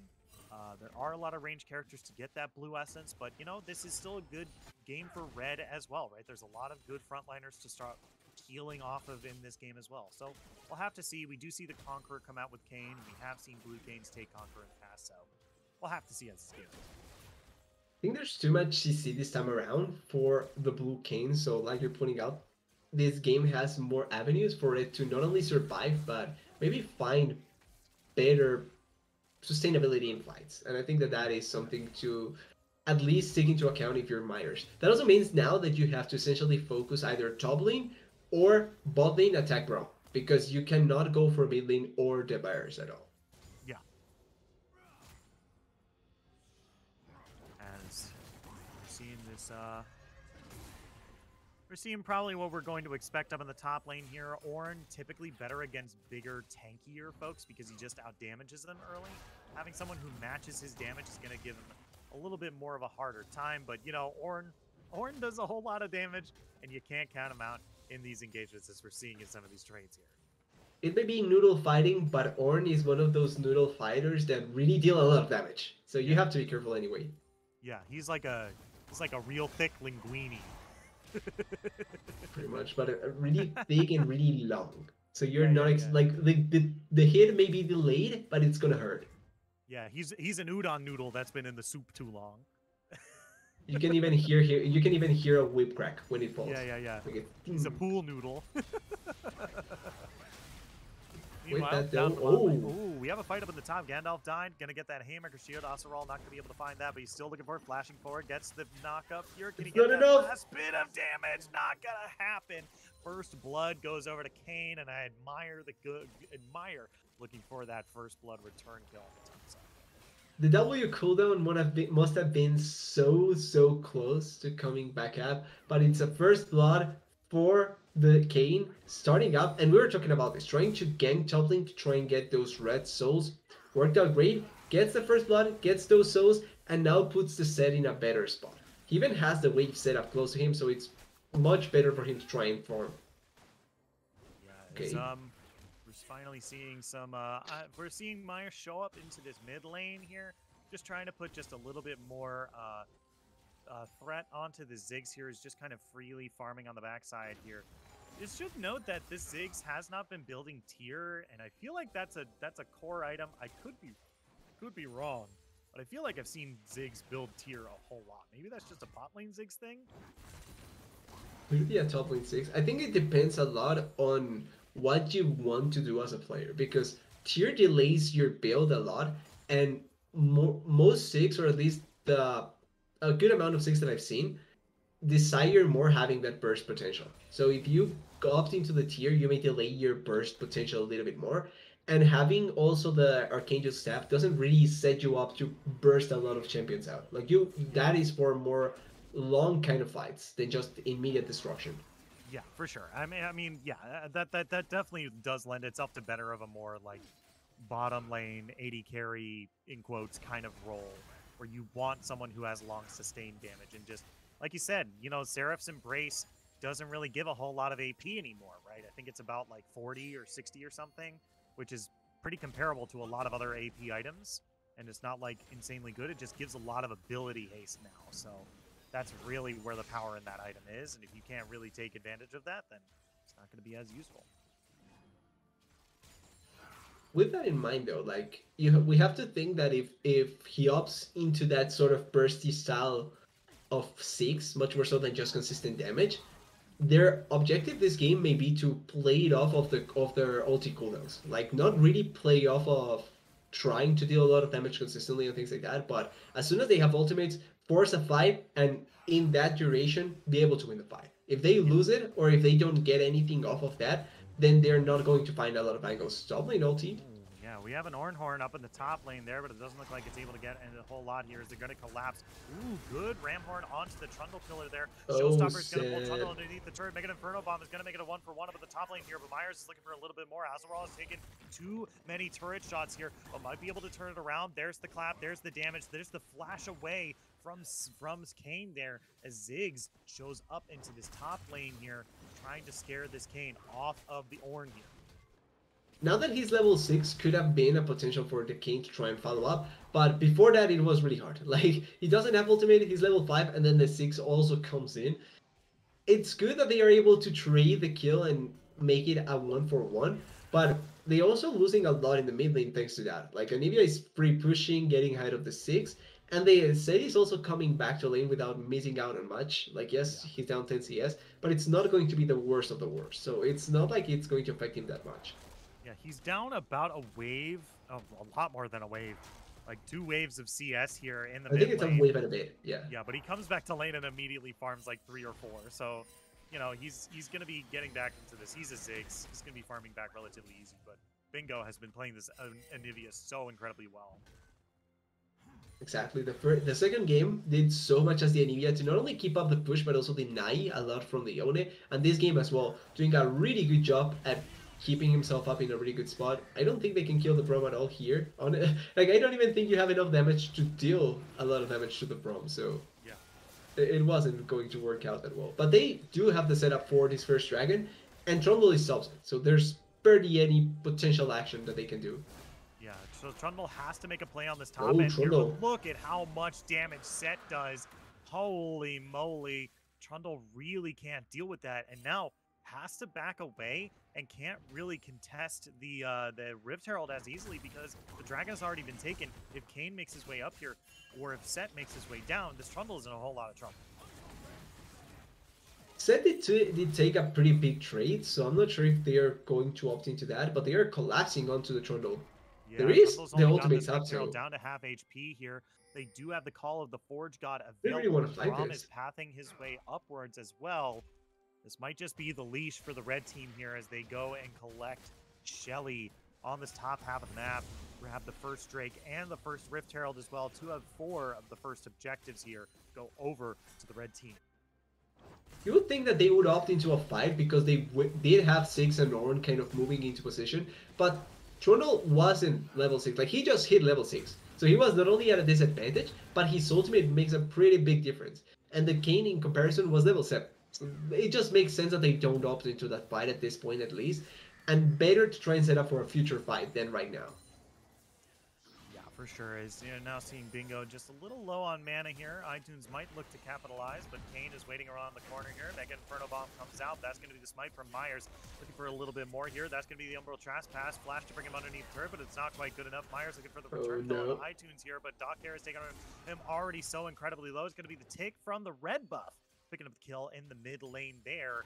Finally putting the jungler for the blue team on the scoreboard. I don't think you ever win that, especially when Anivia has absolutely no mana and she can barely do anything to providing that lane. She's still not backing, which I found really weird because she does have the teleport, but as soon as they come back, much better for the side of MYNT Gaming. The King going a little bit too far forward. He does get his transformation, which maybe it's worth in that regard, but giving away kills like that, it's probably not the best idea. Yeah, I mean, but like he's still ahead, like pretty securely, right? 24 CS over his lane opponent. True. He's got the transformation. Like, this is he might not have any huge item spikes, but in terms of like his power, getting the Rost transformation at this stage at 10 minutes is really good and is going to be a huge spike regardless in power for the King. And he did opt into the Red King. We were talking about that. He does opt into the Red King, so potentially going to have much more value in fights. And it's going to be interesting seeing how Myers opt into fights now as well, because the dynamic is really different to that of the Blue King. Yeah, there's so much healing on this Rost right here, and not to mention that he has he's gonna get a Gore Drinker as well as Myers. He steals away the crab. He popped the satchel charge just a little too early, and Rost is in some trouble here. Doc Care looking for a little bit more. iTunes is gonna be the one there is that. Oh there. no! The Mega Inferno Bomb comes across. They shoot out the wailing arrow there, but still can't quite find the damage. Goes over the wall, looking for Amox there. Gonna deal some damage, forcing the Caitlyn away, but this return damage is pretty good. They're going to force the Zyra away. It doesn't seem like they're going to be able to convert much off of that advantage down the bot lane. Yeah, I don't think that Scuttle Crab was worth it. That was a Scuttle Crab for a flash, a kill, and then flash from the Zyra as well. Yeah. So, not really worth it in my books. Maybe there's a jungler out there that tries and argue with me that it is actually worth it, and I just don't understand because I'm not a jungler, but yeah, it's okay. It doesn't seem that good. Jungle is now a low skill expression lane now. Now that you can't leave one little part of the camp alive and then counter jungle your opponent with it. As Acerol up in the top lane here is going to be in some trouble. Myers coming in from the side, going to give himself the unstoppable with the fire breath there, but he's up at half HP as the rest of the team trying to collapse here, but he's just too tanky. This orange is going to be perfectly okay as here comes Trundle. Down up from the river here, trying to get a counter gank here. Shelly is going to get popped in the top lane. They're just going to battle. And with the repair, they can give a lot of gold to this set right now. Did he actually get? No, he doesn't actually get it. He didn't hit the turret once, so it's just gold for this Kayn. I don't think it's bad, but you kind of miss out on a lot of what you were intending with that Herald there. Yeah. We're trying to get set to be able to finish his Blade of the Rune King so that he can contest this Braum, contest this Ornn, and contest this Trundle as well, right? And that's kind of the big thing that you want. You want to be able to threaten these frontliners so that the Ziggs and Varus are pressured as well, right? The less space you give up, the more space that you are able to work with and pressure onto these squishy members on the backline here, as Eclipse is finished for the Varus. Yeah, we're completing the mythics right now in almost every of the positions. That was a really close queue, but it doesn't turn into anything. But we're reaching that point where we're bound to see more fights close to happening. Also, Ornn completes the one of the new items. Wait a second though. Yeah, Ornn Horn R2 comes out, but the clap is still good. Myth gets the second one as well. Double clapped up on a Wednesday night. It's Ornn picking up the kill on the top side there. That was such a useless flash and such a sad way to die, but the Ornn once again gets the solo kill. This said, with the Blade of the Ring King, maybe he can get the solo kill, so you can blame it on Kayn or on not getting that extra gold from the Herald. But it's really nicely played by Acerol as well. Yeah. Also, to add on top of that, he does go for one of the newer mythics, Jack Show. I'm not sure if that's a good item or if it's a really good item to go for, but we're getting more new items, and I'm glad for that. Honestly, taking a look at it, I think it seems pretty good here, right? Because you just get so much, incidental damage in addition to some of the stuff you already do as Ornn, right?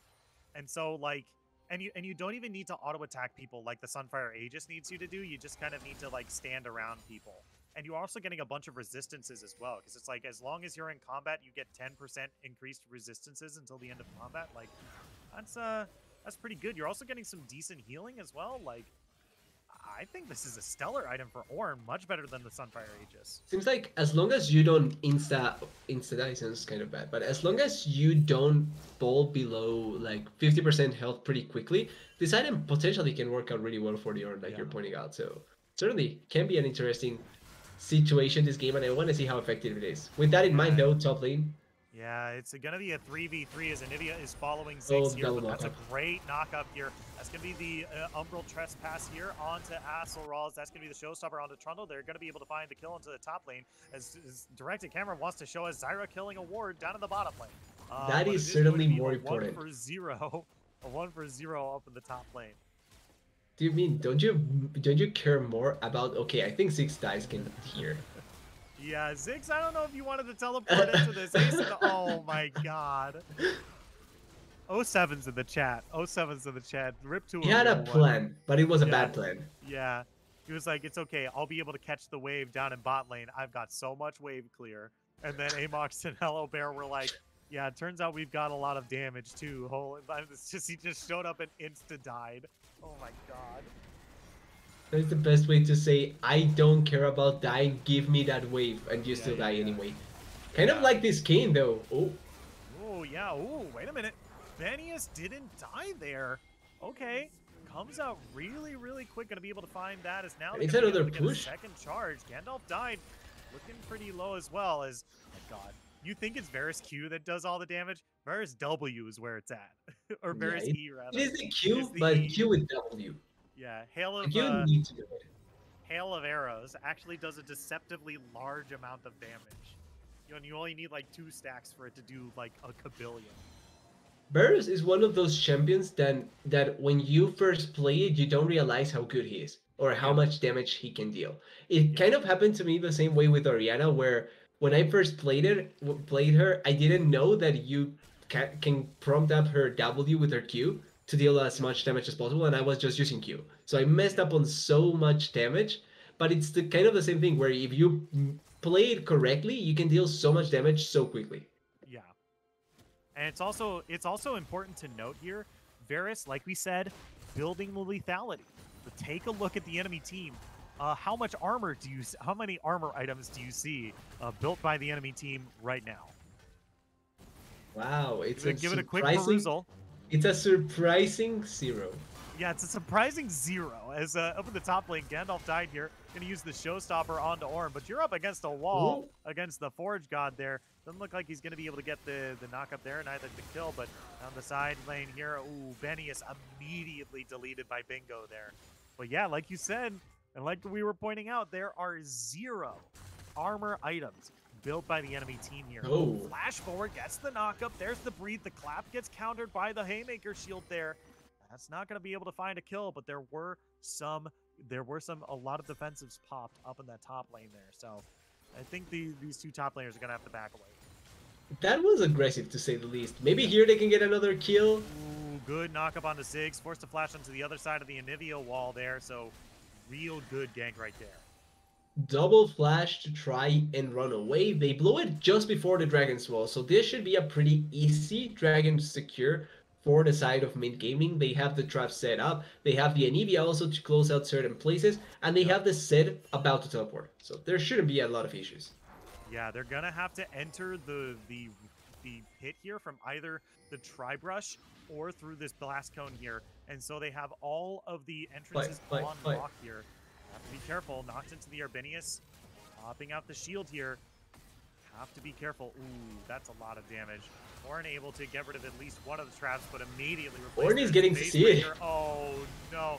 The Ornn taken low. The return damage is good. Oh, will the blue team be able to answer this? Oh, bouncing bomb at the last bounce is going to be able to take it. Look at how much damage .care has done to Myers so far. He's below half HP. Nowhere to go. Looking for that last bit of damage. The Trundle comes out. Amos is going to be able to kite as best he can, but the damage is too good. The lethal tempo attack range increases. OP. That's going to be Trundle picking up the kill there. It's going to be 3 for 2 in favor of the blue team, but Hello Bear and Bingo still want more. The wall comes out, the blizzard comes out, but doesn't land onto anyone here. They're still looking for more. The root, the blizzard, .care is taken so low here. They're going to have to go in just a little deeper. You have to enough look for that last damage. bit of damage. .care still looking to get it. The arrow comes out from Varus, but it's not going to land. Yeah. Oh, it's so close. Okay, they secure the Drake.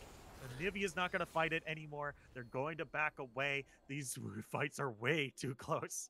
That was way too long, and it started in a really strange way because it was looking so good for MYNT. They kill Ornn so quickly, they put him in a bad spot, but the issue right now for the side of MYNT Gaming is that yes, you may kill the Ornn really quickly because you have the damage with the Blade of the Ruined King, but that also means that you have no tanks. Nobody is a tank in this game. That means that any damage from Varus, from the 6, is a lot of damage. And then even Don't Care dealt a lot of damage in that fight.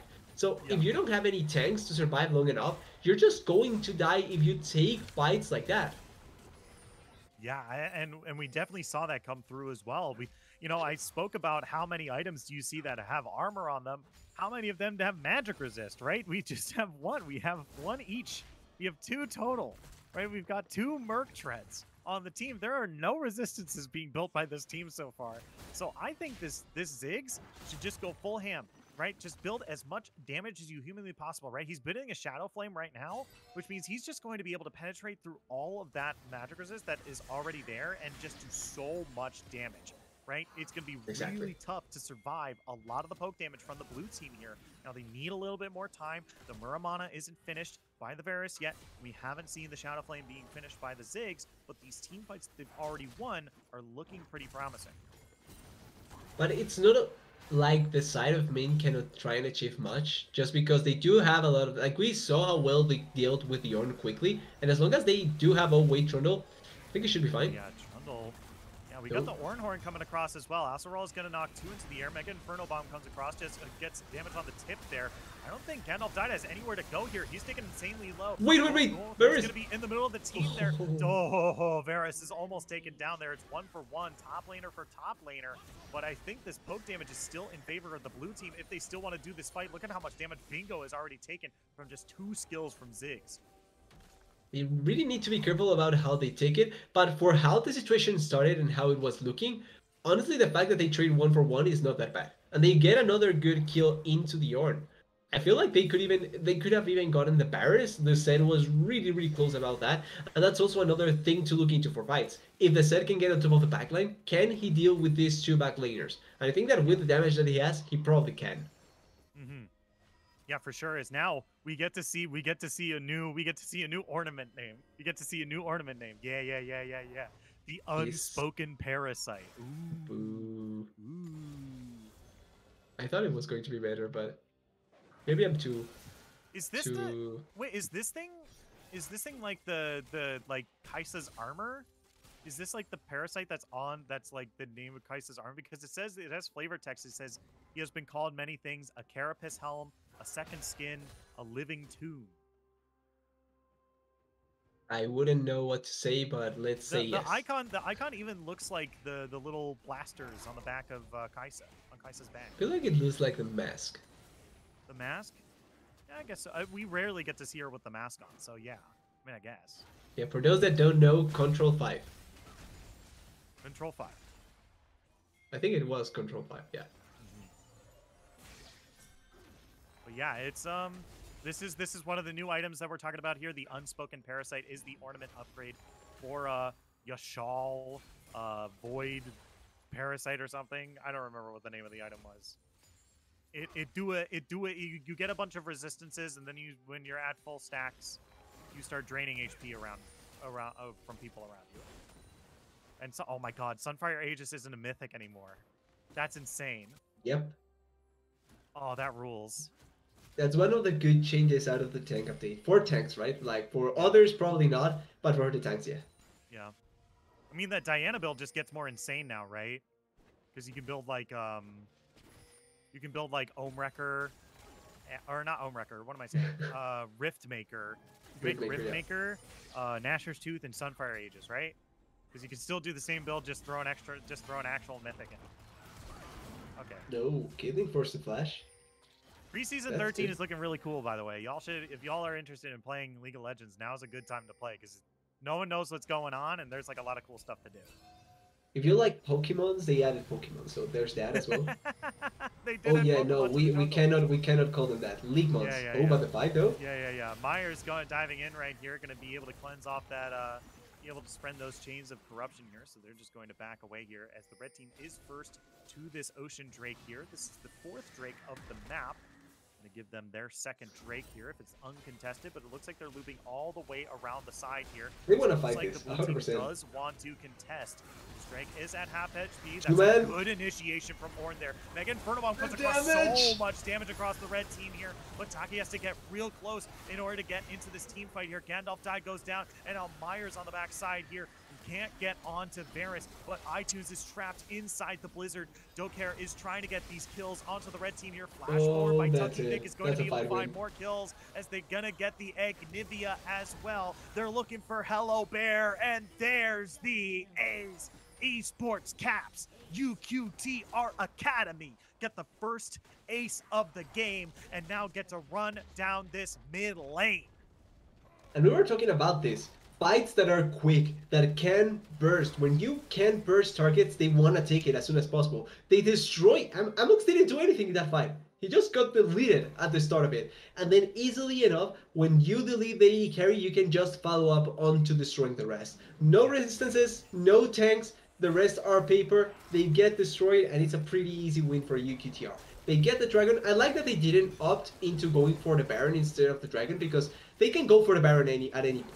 But this dragon is just putting them closer to that Ocean Soul that, by the way, 3-for-3. Yeah. It's insane, right? Like this 3 Ocean, like we saw already how powerful Ocean Soul was in game number 1, game number 2 as well. This is going to be a 3 Drake Ocean Soul, right? Insanely powerful. It's really good for healing and surviving for as long as possible. You also don't want to give it to the King either, so... Yeah, Benny is in some trouble here. Going to be taken pretty low, but doesn't go down. This might be important if they want to rush the Baron now, but they have to press the go button now, and Set is resetting right now. And they can do it. They have a composition that deals a lot of damage towards the Baron. Like, the King will never die realistically because he has enough life steal to try and survive. And then you have an Eevee and Caitlyn that destroy Baron buffs. So it should be a play that maybe the side of UQTR should take into consideration. But the window is kind of closed. Yeah, for sure. This is once again we're showing why this Anivia is such a potent pick for Bingo, right? They're playing this pick so well. They did it in the previous game too. Like they have been such a good job of finding picks and catching people out whenever they're out of position. It might even happen to this Braum too. Oh, he's dead. But he's going to try to bring the Kayn to the enemy team here. But this is a numbers advantage. Once again, they have it. Are they going to go for the Baron? And if so, they have to go now. 2 ultimates were committed there though, so maybe they don't feel comfortable enough. Like this could be a perfect opportunity, like you're pointing out. But they didn't commit anything of the important ultimates though. Oh, Set? This is okay. Set's in some trouble here. Has the big Haymaker shield and is healing a whole He's lot. dead. But that's going to be the damage coming through. Asselrau's going to be finding the kill there as Myers is in the middle of the subjugate there. Dokkair is looking for the damage there, but can't quite find it. That's going to be the Syra coming down. Look at how much damage from downtown. The Ziggs ulti shut down onto the Zyra here. Dokkair is taken incredibly low, and Kane's going to be the one finding the kill there as Varus and Ziggs cannot find the space to get into this fight. Varus shows out a Q, and now he's on cooldown, and this is the time to pressure them as much. Satchel charge comes out. There's the slow. Venius is back in the fight. They have the stun, maybe. There's the shutdown onto Kayn as Bingo looking for the kill, but he goes down. Amox can now kite these as well as they can. Satchel charge, burst damage, ace number 2. That was way too chaotic for how it ended up going for both sides. Like, it started with so many fights, top lane attacking the set, then into the rest of the team collapsing from the side of MYNT. The Barons and the Six arrive later in the fight, but you can see how much poke damage they deal and how easily they destroy champions like the Zyra, like Bingo on the Anivia. They just delete them immediately. But this is the sort of fights that I don't think we're going to get many times, because not only are they too disjointed, they are not allowing for Six or Barons to even approach fights. And that's not something that should be realistic in a lot of these situations. Yeah, for sure. Is now we're looking at nearly 30 minutes into this game right now. 2,000 gold in the lead. The blue team. This is Esports Caps UQTR Academy. The team from Quebec is now doing a good job of securing this game and getting some solid team fights for themselves here as we see the next dragon up in about a little more than a minute. And this is an important one. Ocean Soul is on the line, and you know, we've seen it be powerful before, and I don't think, I said that I haven't seen a team lose with it yet, and so far 100% win rate for everyone who's gotten Dragon Soul in this game. Ocean Dragon Soul. True. That is true. Maybe this is the first game that doesn't matter, but so far it is the case. Yeah. While we weren't looking, Ziggs picked up a turret up in the top lane there. Not to Also, mean too much, but it we're is at the point where Orn items are a thing, right? yeah. 3 already built. Oh, actually, yeah, 3 built already. Ooh. Ornhorn, uh-oh. It's okay, Azrael, also, no. no one's side. Don't worry about it. No one, who even, what Ornn ultimate? I don't know, it's weird that it's on cooldown. Weird. I think that sounds even worse, if I'm honest. Yeah. Oh, What is up with Chain them of failing Corruption abilities? also missed as well. So now we're in some trouble here for the blue team. We need to start hitting some stray Qs, some stray like pokes from their team here. But this is going to be mega important because now we're down 2 kind of large ultimates. And the blue team can start maneuvering their way toward this Ocean Drake here and do it relatively safe too. Those were their tools of engage, of initiation. Yeah. They don't have any more ways to engage unless Ornn commits with a flash or something like that. Yeah, we do see the Zyra and the Anivia on the backside here, already doing so much poke damage. 1 Q from Varus does so much damage to Bingo here, but they have to be careful.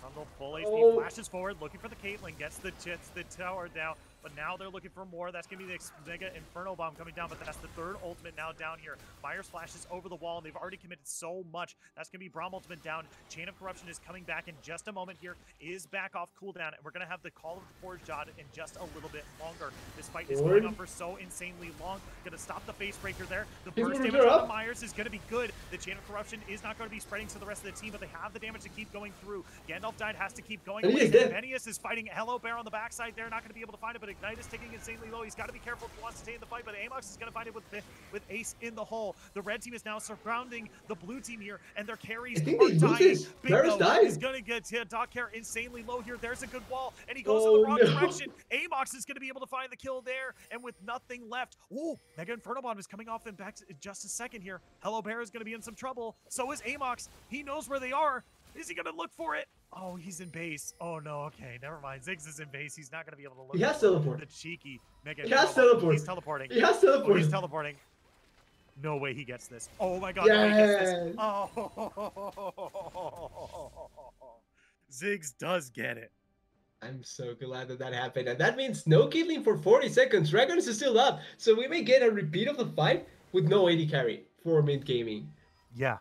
And this is huge. You know, the Amox has been a consistent source of solid damage for their team, right? And without that Caitlyn there, they also don't have the traps to kind of get to the objective first and force the blue team into unfavorable pathing, right? So now they kind of have to deal with, you know, this not just this numbers advantage, but also just not having the advantages that their Anivia wants in order to be successful. So they're going to have to play this really, really well. They have the Call of the Forge God to start this off if they want to go for it. Here it comes. Here it comes. R2 flashed away by Anivia, but they're all on top of Gandalf died here. Huge Haymaker Shield is going to return a whole lot of damage. It's 1 for 1 so far in this 4v5. Varus is dying. Venius is insanely low. Myers is going to be the next to fight here, but Varus is, like you said, so insanely low. Look at how much Myers healed right there, and Amox respawns, joins the fight, kills Varus. This was a 4v5, and MYNT Gaming is going to get the ace. They played that out so wrongly in so many levels, but at the same time, MYNT played that out so well. They divided their forces from the side of UQTR, and then they just pushed them into a place where they could just kite them and kill them really easily. 6 dies at the start. He didn't even use Super Mega Inferno Bomb. Like, that is such a bad way for your fight to start. And they were the ones that initiated. They had everything on their side to be able to pull it off. And they failed at the end. In comparison, MYNT wins the fight, they get the Dragon, they get the Baron, and now poised to be able to push it for even more. Yeah, and now this is gigantic here. They have such a good sieging comp, right? And we talked about this. We said if one team just does your job but better, it's going to be very hard to stop them. And now we're looking at a pretty significant lead here where both these teams were pretty even and back and forth for a while. We're looking at a 4K gold lead for MYNT Gaming right now. Now, is that enough? We were talking about how it leads sometimes is probably not enough, but maybe this time around it is enough. Like they do have good champions at scale. They have champions like we just saw Myers survive not only for so long, but he essentially recovered more than half of his health when he went Yeah. in. So as long as he doesn't get CC'd to death, and I don't think they have enough damage to kill him out because Barriers opted into poke. So it's just kind of difficult for it to work out that well. Yeah. As now, you have a... Ooh, I didn't notice this. Look at that Abyssal Mask icon. That's really It's cool. yeah, they changed it. It looks much better now. That looks really, really cool. I love the new Broken Isles kind of, or excuse me, the Shadow Isles kind of look at it. Yeah, it's really, really cool. Although I'm not sure, does that have anything to do with the Shadow Isles? Really? The Abyssal Mask? I mean, Does probably. It? I mean, it looks mostly related to. It's got like the green. Yeah, no, but I mean like with the because almost every item has lore. Like yeah, with the lore of the game, does it have to do with the Shadow Isles? I mean, probably. Doesn't look like it involves like anywhere else. It's got that Shadow Isles like green kind of thing. Greeny color, yeah. Yeah, it's the same. Like the Blade of the Rune same, King. Like color as the Blade of the Rune King. It's the one in front of it. Yeah. Yeah, maybe it is the case. Yeah. It's a nice little cursed helmet. They're pushing down the mid lane, forcing a fight here. Why not? Forcing some backs from the red team. What's the worst kind that of could like happen? This idea. There's a part of me that kind of likes this idea. Oh, they're noticing a flank here. Set might be in some trouble, but it looks like they didn't quite understand where he's going. But Gandalf died. Might be picked out here. That's going to be the Trundle Pillar. Showstopper's going to bring him into the enemy team. And here comes the rest. That, though. But Gandalf died is already down. The Glacial Fissure comes across, and Effie Myers has already healed up so much off of that Umbral Trespass here. They've done so much damage on the backside, but Avox untouched. This Caitlyn dealing so much damage, but it's still in the favor of the blue team right here. But the Ziggs, no mana, has to peel up, has to back here. The rest of the team has to get away as well because they have to stop the push from the red team with this Baron buff. Wait, look at the base. They cannot push. There's no minions. The minions are stuck in the base. Yep. That is unlucky to say the least. But it's not unlucky for UQTR because they get two really good picks. They killed the Kayn, which was a pretty big pain in the ass to be dealing with, and they also got a good amount of gold back into their pocket. So all in all, really good for them. They stopped also the Baron push, which was something that was kind of bothersome, and now they can look for the next dragon once again. 120. There will be a fight, but at least they can try and fight it on close to equal ground. Yeah. If anything, at this stage, I'm surprised that there's not more heal cut for the blue team here, or at least on like Trundle. Just someone who's like consistently dueling Kayn, or at least around Set a whole lot. And as these Ocean Drakes start to stack as well, like having that heal cut is going to be very important for these team fights here because, you know, once again, the healing from Kayn has been insane, right? The Spirit Visage has been so incredibly good, right? Just like Titanic would have been really useful.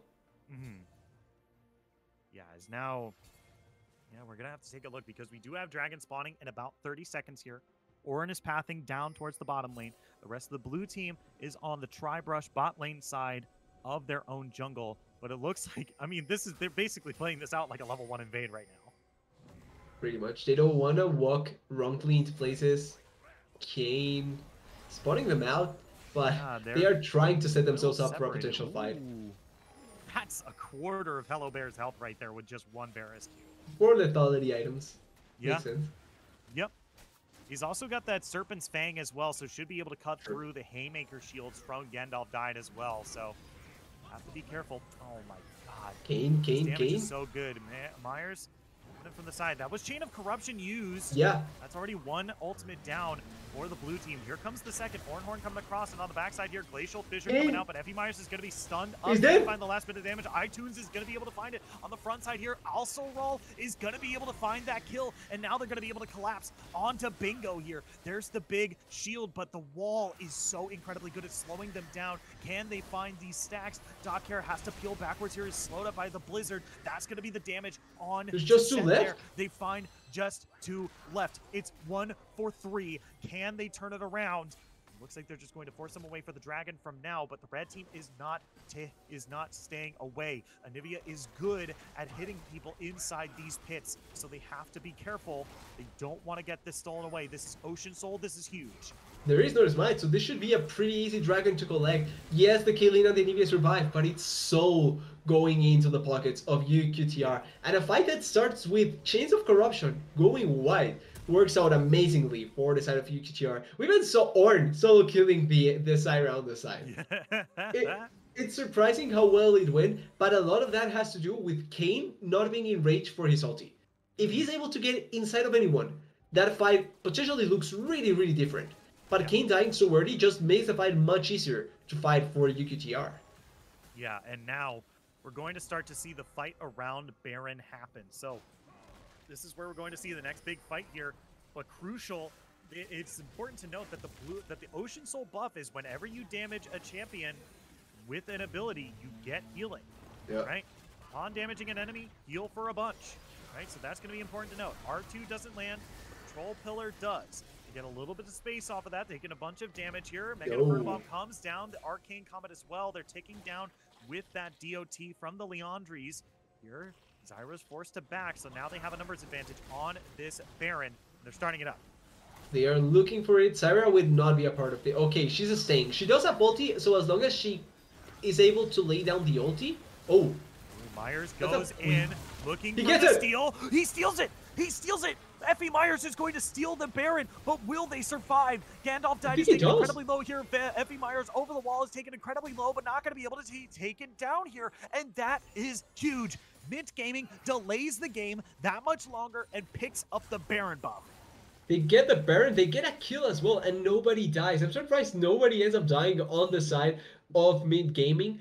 It is enough to delay the game. I'm not sure if it's enough to try and turn around, but having this Baron buff certainly is going to alleviate some of the pain. We're in super late game, so it's not like the gold is going to matter that much, but certainly being able to not lose the structures is going to make a difference. Yeah, we do see that this is going to be a pretty interesting beginning of this next phase of the game, right? We have the next objectives not up for a very long time. Elder Drake is not up for a little less than 4 minutes, and Baron isn't up for another 5.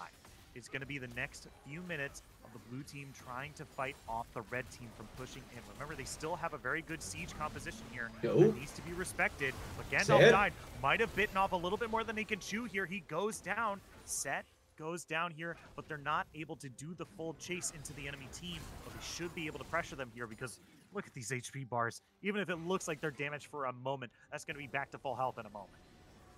Feels like it's not going to be that much relevant. But like we were talking about, they still have the Baron buff, so the push shouldn't be that great.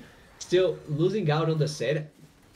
Essentially, your mid shield with the Kayn and also an ulti bot that can be really good is really bad at this point. And the timer is long, so it's not like you will have the opportunity for him to spawn soon enough so that you can play it up. I really love that interaction by Leo. Yeah.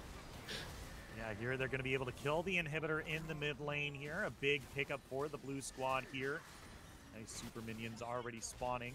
Getting that nice timing as well. So here we are. Here we go. We're now getting a good rotation down to this bottom half of the map here. We're seeing Ornn and Braum catching this wave around the tier 2. We're going to have the red team answer this push down to the bottom lane here. It's important. They do still have the Baron buff. They do still have very good wave clear. So it's not going to be an easy push onto this tier 2, but we are going to get a tier 2 push. It's going to be a pretty good push. Now, they don't have a lot of ways to try and stop them from wave clearing because Anivia obviously exists. Even though she's not in position, Anivia is great at wave clearing, but Six is also great at destroying turrets if he gets a chance, so they cannot allow for him to get close enough. They are looking for a good angle to fight here, but the vision control this time around from the side of UQTR quite good at stopping flank teleports from coming in. And then if you don't have a flank teleport or a flank from the Kayn either, it's really difficult for them to find avenues to try and engage into fights. Yeah, as now we're seeing the Elder spawn at about 1.5 minutes here, and this is going to be big. It's not even the objective sometimes that wins you the game. It's just the fight around the objective that ends the game here.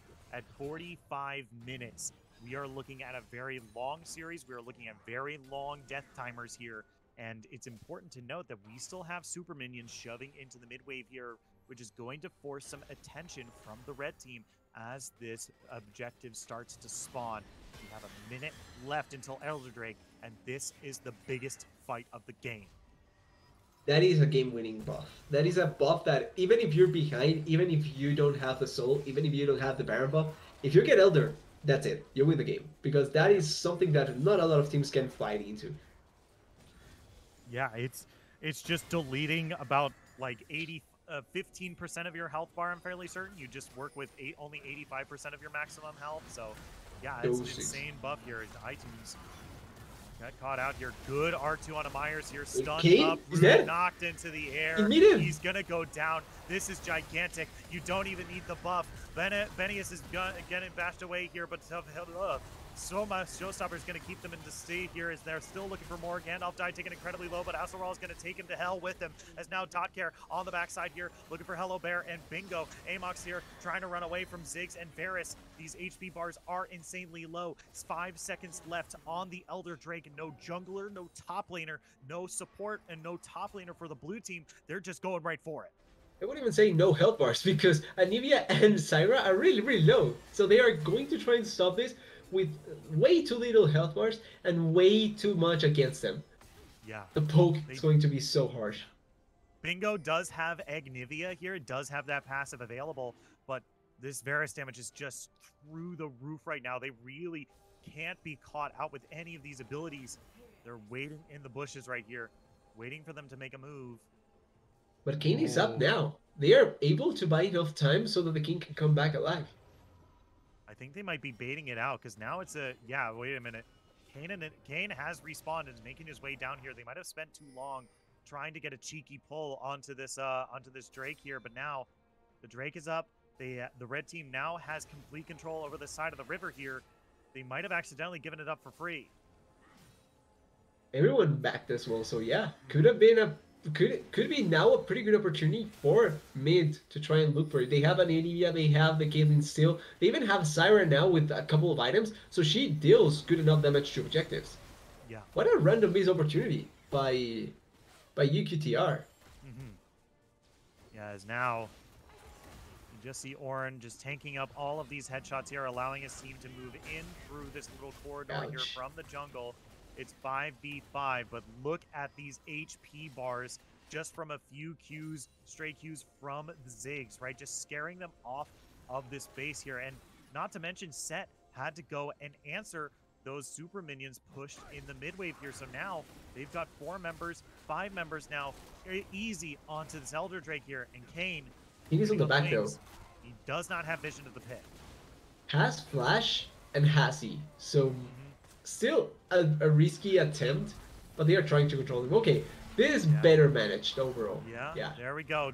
Myers forced to back away here. Gonna get him, gonna secure the buff, and now the fight begins. Mega Inferno Bomb comes through and gonna be able to pick up the kill onto Zyra here as Asaral fighting Myers on the backside here around the red buff. They already lost 1 member. Can the red team continue to survive? Here comes the Varus arrow. Can he land it? There. Oh, okay. He's going to end up the channel there. So they're not going to be able to find more kills here, but this is still a big win for them. They don't have a super minion wave pushing in the mid lane, but they do have the Elder Drake buff. They do have a lot of damage. The enemy team doesn't have a lot of resistances.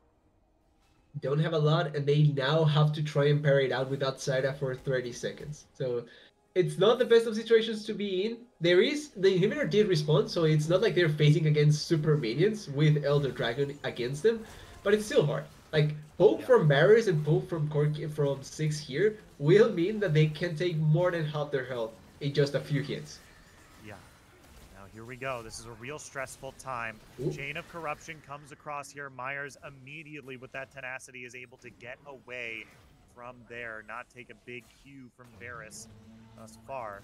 That's going to be the Orin Horn coming across here, looking to get maybe some finishing off, but that's going to be Mega. They really do Orin is dead. Secured any kills here. Oh, wait. Taking incredibly low, but that's going to be the Gargoyle Stoneplate Shield coming across here, trying to get away as best as possible. Still taken incredibly low. Going to Is be he able to still dash away. alive? Still in this fight. Gandalf died, looking incredibly low. Agnivia getting the revive. There's the execute though. Myers is going to be able to take down Trundle. They're still looking for the executes. These HP bars are insanely low. They have to be careful. One turret goes down. The next is on the list. Gandalf died. Is it full HP? They've got the Ocean Soul. They're trying to heal up as best as they can to stay in this fight. Here comes Myers in for the side. Gets a knock up onto the Ornn here, but still cannot find it. Look at how much they're healing up in this fight. Asselroll underneath the turret. If they had There's a the soul. charge. There's the knock up onto Zyra. He goes Okay, down, but there's one he's execute. dead. There's the other. Now for Set. Now for Enoch. That's it. And Barry's now just they're hitting looking for Nexus, and more, that's it. But he's just hitting the Nexus. He's just ignoring the fact that these other characters exist. Tucky Thick still looking for it. Caps Benius, can you end the fight? Oh, he Can gets you it. end the game? He's gonna come in clutch. Caps Benius ends the game and gets the final hit on the Nexus. GG's. The winner of today's match goes over to Caps Esports UQTR Academy. And ending it with hitting the Nexus at the end, I felt like it was going to be almost enough for MYNT to maybe survive, but it was against so many things. At the end, it would just feel like so impossible to be able to deal with so much. And we faced the issue, or they faced the issue that we talked about so consistently. Many squishy champions, too much damage, too much poke, and nobody that can face tank it. The Zed couldn't because he wasn't really building for it. The Kane kind of did, but at the same time he was getting bursted out immediately because Trundle also ulted the Kane. So his damage was just going to be extra on top of the Kane, even though he had resistances. Yeah, for sure. I mean, this was kind of the big gamble, right? You need to be in a position to be able to beat your opponent at their own game. Yeah. Right? Because both these teams wanted to take advantage of the opponent not having a whole lot of resistances, right? But at the end of the day, you know, it's going to be lethality that is going to be the stat that really does the better job of doing that here. And even towards the end of the game, when we started seeing this Zhonya's built, by Anivia, when we saw this this Guardian Angel by Caitlyn, Thornmail by Kane, you know, for a lot of these items, it was far too late, right? Thornmail still did not save Kane in a lot of those scenarios. This Varus Not at was all. doing so much damage with, you know, the Cyrilda's Grudge plus so many other lethality items.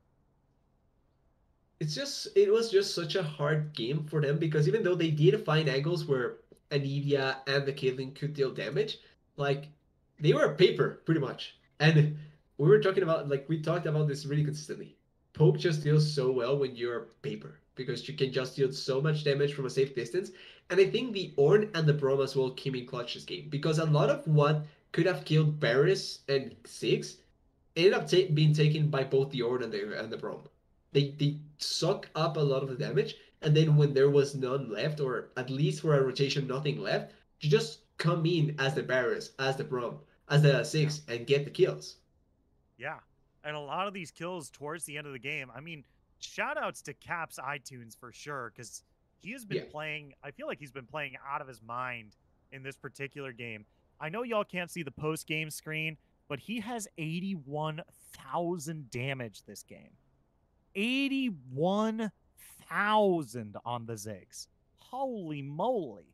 Like, that is so many times in this late game, people were just getting eviscerated by stray Qs from Ziggs. Yeah. Like, we saw sometimes, like, they were burning to Leandri's Torment burns, just walking away from a team fight with like 25% HP left. Like that, I remember seeing Caitlyn and Zyra like that just from Ziggs bombs. Like, it was insane the amount of damage that iTunes was dealing this game.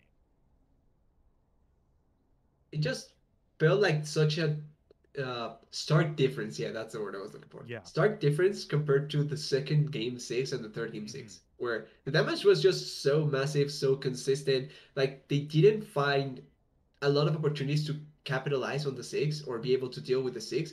And the six was just able to deal a lot of damage, kill a lot of champions, and we see it on the damage chart, right? Like 81,000. That's obviously 50-minute allows you to get much more damage than normal, but it just goes to show how well iTunes ended up being on the six and how well he positioned in a lot of those fights. Yeah, for sure. I mean, this was a really, really well played game by UQTR Academy at the end of the day. Huge 100%. props to them. And, you know, they're both teams played well, but at the end of the day, there can only be one victor. And today, it is Esports Caps UQTR Academy. GG's to both teams, of course. Good job to Mint Gaming as well. If you are a Mint Gaming fan, don't worry. They are still going to be in the playoffs here. They still have a chance to make it to the finals. They are just going to move down to the lower bracket here and play the loser of Mythic Rising versus NJIT Highlanders D2. So that's going to be another match to look forward to as the bracket continues here for Season 13 playoffs.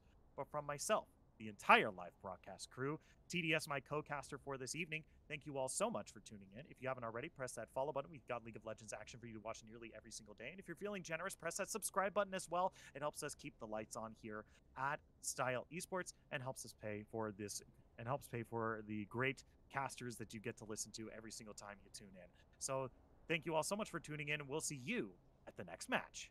Bye-bye.